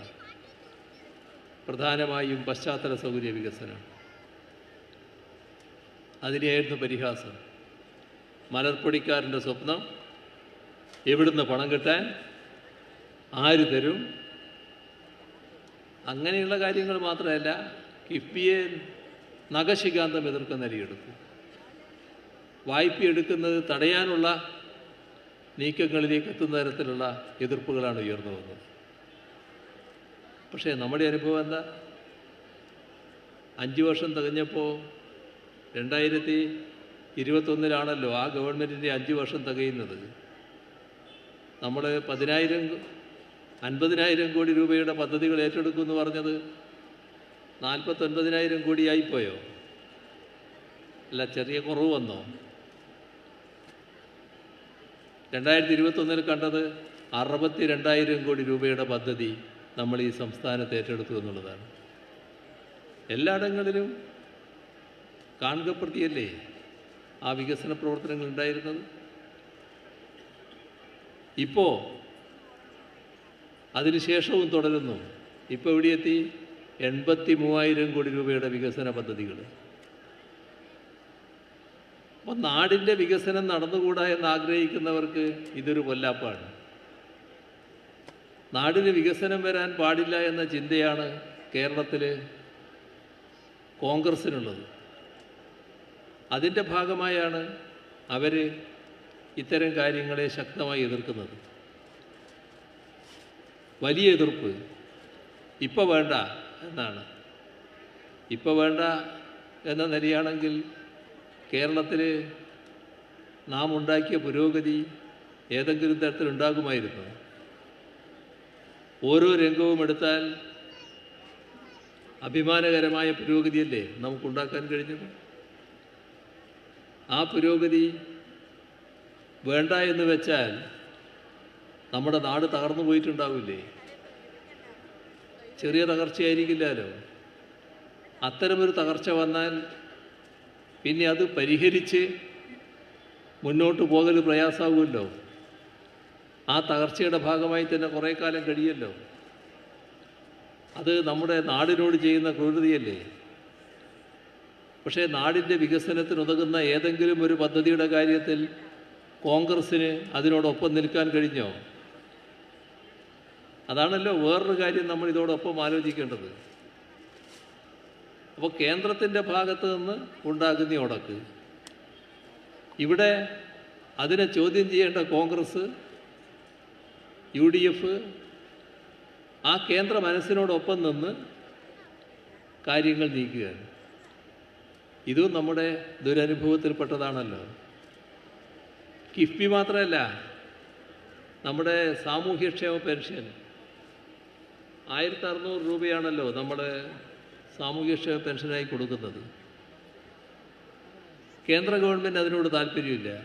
ധനമന്ത്രി തന്നെ വന്നിട്ട് പറഞ്ഞു, എന്തിനാണ് നിങ്ങൾ ഇത്രയധികം പെൻഷൻ കൊടുക്കുന്നത്? ഇത്രയധികം ആളുകൾക്ക് എന്തിനാണ് കൊടുക്കുന്നത്? 62 ലക്ഷത്തോളം ആൾക്ക്. അത് കേന്ദ്ര ഗവൺമെൻറ് ഒരു നയത്തിൻ്റെ ഭാഗമാണ്. കാരണം അവരുടെ സാമ്പത്തിക നയം ആഗോളവൽക്കരണ നയത്തിൻ്റെ അടിസ്ഥാനത്തിലുള്ളതാണ്. ആ നയമാണ് നേരത്തെ കോൺഗ്രസ് നടപ്പാക്കിയത്. സാമ്പത്തിക നയത്തിൽ കോൺഗ്രസും BJPയും ഒരേ നയമാണ് സ്വീകരിക്കുന്നത്. അതുകൊണ്ട് BJP അത് തീവ്രമായി നടപ്പാക്കുകയാണ്. ആ തീവ്രമായി നടപ്പാക്കുന്നതിൻ്റെ ഭാഗമായി നമ്മൾ എവിടെ എത്തി? നമ്മുടെ രാജ്യത്ത് 2013 ഈ ദാരിദ്ര്യത്തിൻ്റെ അവസ്ഥയിൽ ലോകത്ത് നമ്മൾ 55-ാം സ്ഥാനത്തായിരുന്നു. അപ്പോൾ ആഗോള വിശപ്പ് സൂചികയിലാണ് 55-ാം സ്ഥാനം. നമ്മുടെ രാജ്യം ഇന്നെവിടെയാണ് നിൽക്കുന്നത്? 10 വർഷം കഴിഞ്ഞല്ലോ. 55-ൽ നിന്ന് 54-ലേക്ക് മാറാൻ കഴിഞ്ഞോ? നേരെ കൂപ്പുകുത്തി 111-ലേക്ക് എത്തി. ഇന്ന് 111-ാം സ്ഥാനത്താണ്. എനിക്ക് കുറച്ച് രാഷ്ട്രങ്ങളെ ലോകത്ത് ബാക്കിയുള്ളൂ നമ്മളുടെ പിറകിൽ. എന്തുകൊണ്ടാണ്? ഈ നയം കൊണ്ട്. പാവപ്പെട്ടവരെ കൂടുതൽ പാപ്പരീകരിക്കുന്ന നയം, സമ്പന്നരെ അതിസമ്പന്നരാക്കുന്ന നയം. അതാണ് ആഗോളവൽക്കരണ നയത്തിൻ്റെ പ്രത്യേകത. ആ നയമല്ല നമ്മളിവിടെ തുടരുന്നത്. 2011-16 കാലത്തെ UDF ഗവൺമെൻറ്റുണ്ടായ തകർച്ചയുടെ പ്രധാന കാരണം എന്താ? അവരുടെ കെടുകാര്യസ്ഥയുണ്ട്, അതോടൊപ്പം ഈ നയവുമാണ്. അവരംഗീകരിച്ചത് കേന്ദ്ര ഗവൺമെൻറ് നയമായിരുന്നു. കേന്ദ്ര ഗവൺമെൻറ് ഒരു ഘട്ടത്തിൽ മൻമോഹൻ സിംഗിൻ്റെ ഗവൺമെൻറ്റായിരുന്നു, പിന്നീട് നരേന്ദ്രമോദിയുടെ ഗവൺമെൻറ്റായിരുന്നു. രണ്ടു കൂട്ടർക്കും ഒരേ നയമാണ്. അതേ നയമാണ് ഇവിടെ UDF ഗവൺമെൻറ് തുറന്നത്. അതാണ് പരിതാപകരമായ അവസ്ഥയിലേക്ക് നാടിനെ തകർത്തത്. ആ നയം അംഗീകരിക്കുന്നില്ല LDF. പകരം ബദൽ നയം നടപ്പാക്കുന്നു. ആ ബദൽ നയത്തിൻ്റെ ഒരുപാട് ഉദാഹരണങ്ങൾ എടുത്തു കാണിക്കാൻ പറ്റും. അതിലേക്കൊന്നും ഇപ്പം ഞാൻ പോകുന്നില്ല. പക്ഷേ രാജ്യത്തിൻ്റെ വിശപ്പിനെക്കുറിച്ച് പറഞ്ഞതുകൊണ്ട് ദരിദ്രർ, ഇന്ത്യ മഹാരാജ്യത്ത് ഏറ്റവും കുറവ് ദരിദ്രരുള്ള സംസ്ഥാനം കേരളം. എന്തുകൊണ്ടത്? നമ്മുടെ നയത്തിൻ്റെ പ്രത്യേകത തന്നെ. ഇനി അതിദരിദ്രർ 0.7% രാജ്യത്ത്. ഏതെങ്കിലും ഗവൺമെൻറ് അതുമായി ബന്ധപ്പെട്ടൊരു കർമ്മപരിപാടി പ്രഖ്യാപിച്ചതായി നമ്മൾ കേട്ടോ? പക്ഷേ LDFന് അതിന് ബദൽ നയമുണ്ടായി. ആ 0.7% വർദ്ധിക്കലല്ല, 0.7 കുറച്ചു കൊണ്ടുവരുന്നതല്ല. 0.7 എന്നത് തീർത്തും ഇല്ലാതാവുക എന്നതാണ്. അതായത് അതിദരിദ്രരില്ലാത്തൊരു സംസ്ഥാനമായി കേരളത്തെ മാറ്റുക. ആ നിലയിലാണ് കാര്യങ്ങൾ നീങ്ങിക്കൊണ്ടിരിക്കുന്നത്. ഇപ്പോൾ ഗവൺമെൻറ് പ്രഖ്യാപിച്ച കാര്യം അതേ രീതിയിൽ നടക്കുമെന്നത് 2025 നവംബർ 1 അതിദരിദ്രരില്ലാത്ത കേരളമായി നമ്മുടെ നാട് മാറാൻ പോവുകയാണ്. ഇതാണ് നാം കാണേണ്ട ഒരു കാര്യം. ബദൽ നയത്തിൻ്റെ പ്രത്യേകത. രാജ്യത്തൊറ്റ സംസ്ഥാനം കേരളം. വേറെ ഏതെങ്കിലും ഒരു സംസ്ഥാനം ചൂണ്ടിക്കാണിക്കാൻ പറ്റുമോ? ഇതിനോടൊന്നും കേന്ദ്രത്തിന് യോജിപ്പില്ല എന്ന് മാത്രമല്ല, നമ്മുടെ നയം നടപ്പാക്കാൻ വിടില്ല എന്ന നിലയും അവരുടെ ഭാഗത്തുണ്ടാവുകയാണ്. ഇതാണ് നമ്മെ വിഷമിപ്പിക്കുന്ന കാര്യം. എത്രയാ നമ്മുടെ കയ്യിലെത്തുന്ന പണത്തിൽ കുറവ് വരുന്നത്? കേരളത്തിൻ്റെ കയ്യിലെത്തുന്ന പണത്തിൽ കുറവ് വരുന്നത് 1000-ഓ 10,000-ഓ കോടിയല്ല, 1,07,500 കോടിയിൽ പരം രൂപ 7 വർഷം കൊണ്ട് കേരളത്തിൻ്റെ കയ്യിലെത്തേണ്ടത് എത്തിയിട്ടില്ല. എങ്ങനെ പോകും ഒരു ഗവൺമെൻറ്? നിങ്ങൾ മുന്നോട്ട് പോകേണ്ടതില്ല എന്ന നിലയാണ്. കേരള വിരുദ്ധ സമീപനമാണ് കേന്ദ്ര ഗവൺമെൻറ് ഭാഗത്ത് നിന്ന് വരുന്നത്. BJPക്ക് കേരള വിരുദ്ധ മനോഭാവം രൂപപ്പെട്ടിരിക്കുന്നു. കാരണം അവരെ കേരളത്തിൻ്റെ മനസ്സ് സ്വീകരിക്കുന്നില്ല. കേരളത്തിൻ്റെ മതനിരപേക്ഷ മനസ്സിന് വർഗീയതയെ സ്വീകരിക്കാൻ കഴിയുന്നില്ല. അതൊരു കേരള വിരുദ്ധ വികാരമായി മാറിയിരിക്കുന്നു. ആ വികാരത്തോടൊപ്പം ചേർന്ന് നിൽക്കുകയാണ് കോൺഗ്രസ്. അവർക്കും കേരള വിരുദ്ധ വികാരം വന്നോ? ഈ കേരളത്തെ പലതരത്തിൽ അവഗണിക്കുമ്പോൾ, കേരളത്തോട് വിവേചനം കാണിക്കുമ്പോൾ, നമ്മുടെ കേരളത്തിൽ നിന്ന് പാർലമെൻറ്റിലേക്ക് പോയ 20 ലോക്സഭാംഗങ്ങളിൽ 18 പേര് UDFകാരാണല്ലോ. ആ 18 പേരിൽ ആരെങ്കിലും ഒരാൾ ഏതെങ്കിലും ഘട്ടത്തിൽ എതിരായൊരു ശബ്ദം പുറപ്പെടുവിച്ചോ? എന്തേ അവർക്ക് ശബ്ദിക്കാൻ പറ്റാത്തത്? എന്തുകൊണ്ടാണ് അവർ ഈ കേരള വിരുദ്ധ മനസ്സിനോടൊപ്പം ചേർന്ന് നിൽക്കുന്നത്?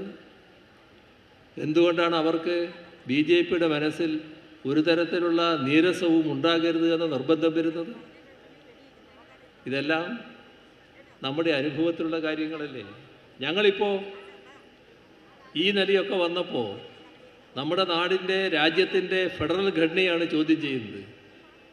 അതിൻ്റെ ഭാഗമായി ബഹുമാനപ്പെട്ട സുപ്രീം കോടതിയിൽ ഈ നടപടിയെ ചോദ്യം ചെയ്തുകൊണ്ട് സംസ്ഥാനം സമീപിച്ചിരിക്കുന്നു. ആ സന്ദർഭത്തിൽ പ്രതിപക്ഷത്തോട് ഞങ്ങൾ വീണ്ടും അഭ്യർത്ഥിച്ചു, നവകേരള സദസ്സ് നിങ്ങൾ ബഹിഷ്കരിച്ചിരിക്കുന്നു. ഈ ഘട്ടം നമ്മുടെ നാട് പ്രത്യേക പ്രതിസന്ധി നേരിടുകയാണ്. കേന്ദ്ര ഗവൺമെൻറ്റാണ് അത് സൃഷ്ടിക്കുന്നത്. ഈ 2023-24 സാമ്പത്തിക വർഷത്തിലേക്കുള്ള പ്രതിസന്ധിയല്ല ഇത്. അല്ലെങ്കിൽ 2026 പരിഹരിക്കേണ്ട ഒരു പ്രശ്നമായിട്ടുമല്ല ഇത് വരുന്നത്. അതിന് മാത്രം ബാധകമായ പ്രശ്നമല്ല ഇത്. ഇത് ദശാബ്ദങ്ങളോളം നാടിനെ പുറകോട്ടടിപ്പിക്കും. നമുക്കിതിനെ ഒന്നിച്ച് നേരിടണം. ചില്ലറ കാര്യങ്ങളുടെ മേലെ അഭിപ്രായ വ്യത്യാസം പറഞ്ഞ് നമ്മൾ മാറി നിൽക്കരുത്. നിങ്ങളിതുമായി സഹകരിക്കണം. നിങ്ങളുമായി എന്തെങ്കിലും ചർച്ച ചെയ്യാനുണ്ടെങ്കിൽ ചർച്ച ചെയ്യാൻ ഞങ്ങൾ തയ്യാറാണ്. നിങ്ങളതിന് സന്നദ്ധത കാണിക്കണം, യോജിക്കാൻ തയ്യാറാകണം. ഉടനെ വന്നല്ലോ പ്രതികരണം. നിങ്ങളുമായി ഒരു യോജിപ്പിനുമില്ല. പ്രതിപക്ഷ നേതാവിൻ്റെ പ്രതികരണം. ഇതാണ് മനോഭാവം. ഈ മനോഭാവത്തോടെയാണ് പോയിക്കൊണ്ടിരിക്കുന്നത്. കേരളത്തിൻ്റെ പൊതു താല്പര്യത്തോടല്ല അവർക്ക് നിൽക്കാൻ താല്പര്യം. എന്നാൽ നമ്മുടെ നാടോ നമ്മുടെ ബഹുജനങ്ങളോ ഒരു ഭേദചിന്തയുമില്ല. എല്ലാ അഭിപ്രായക്കാരും ഈ സദസ്സിൻ്റെ ഭാഗമായി മാറുകയാണ്. അതിലൂടെ വലിയ തോതിലുള്ള ജനമുന്നേറ്റമായി ഈ നവകേരള സദസ്സ് മാറിയിരിക്കുകയാണ്. അതാണ് നമുക്ക് കാണാൻ കഴിയുന്ന ചിത്രം. അത് കേന്ദ്ര ഗവൺമെൻറ് അടക്കമുള്ള ഒരു മുന്നറിയിപ്പായി മാറുകയാണ്.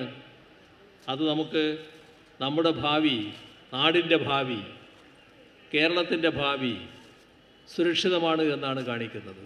കാരണം ഒരുമയോടെ ഐക്യത്തോടെ കഴിയുന്ന ജനങ്ങളുള്ള ഒരു നാടിനെ ഒരു ശക്തിക്കും തകർക്കാനാവില്ല. ഏത് പ്രതിസന്ധിയെയും ആ നാടിന് പരിഹരിക്കാൻ കഴിയും. അപ്പോൾ നമുക്ക് ഒന്നിച്ച് നീങ്ങാം എന്ന് മാത്രം പറഞ്ഞുകൊണ്ട് അവസാനിപ്പിക്കുന്നു. നിങ്ങൾക്കെൻ്റെ അഭിവാദ്യം.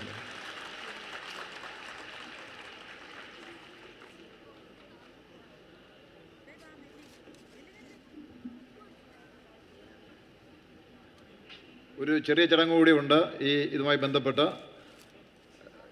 ഗവൺമെൻറ്റിൻ്റെ സഹായത്തോടു കൂടി നമ്മുടെ നാട്ടിൽ നടത്തിയ വികസനത്തിൻ്റെ നേർക്കാഴ്ചകൾ ഒരു സുവനീർ പ്രസിദ്ധീകരിക്കുന്നുണ്ട്. അത് ബഹുമാനപ്പെട്ട മുഖ്യമന്ത്രി, ബഹുമാനായ പൊതുവിദ്യാഭ്യാസ വകുപ്പ് മന്ത്രിക്ക് നൽകി പ്രകാശനം ചെയ്യും.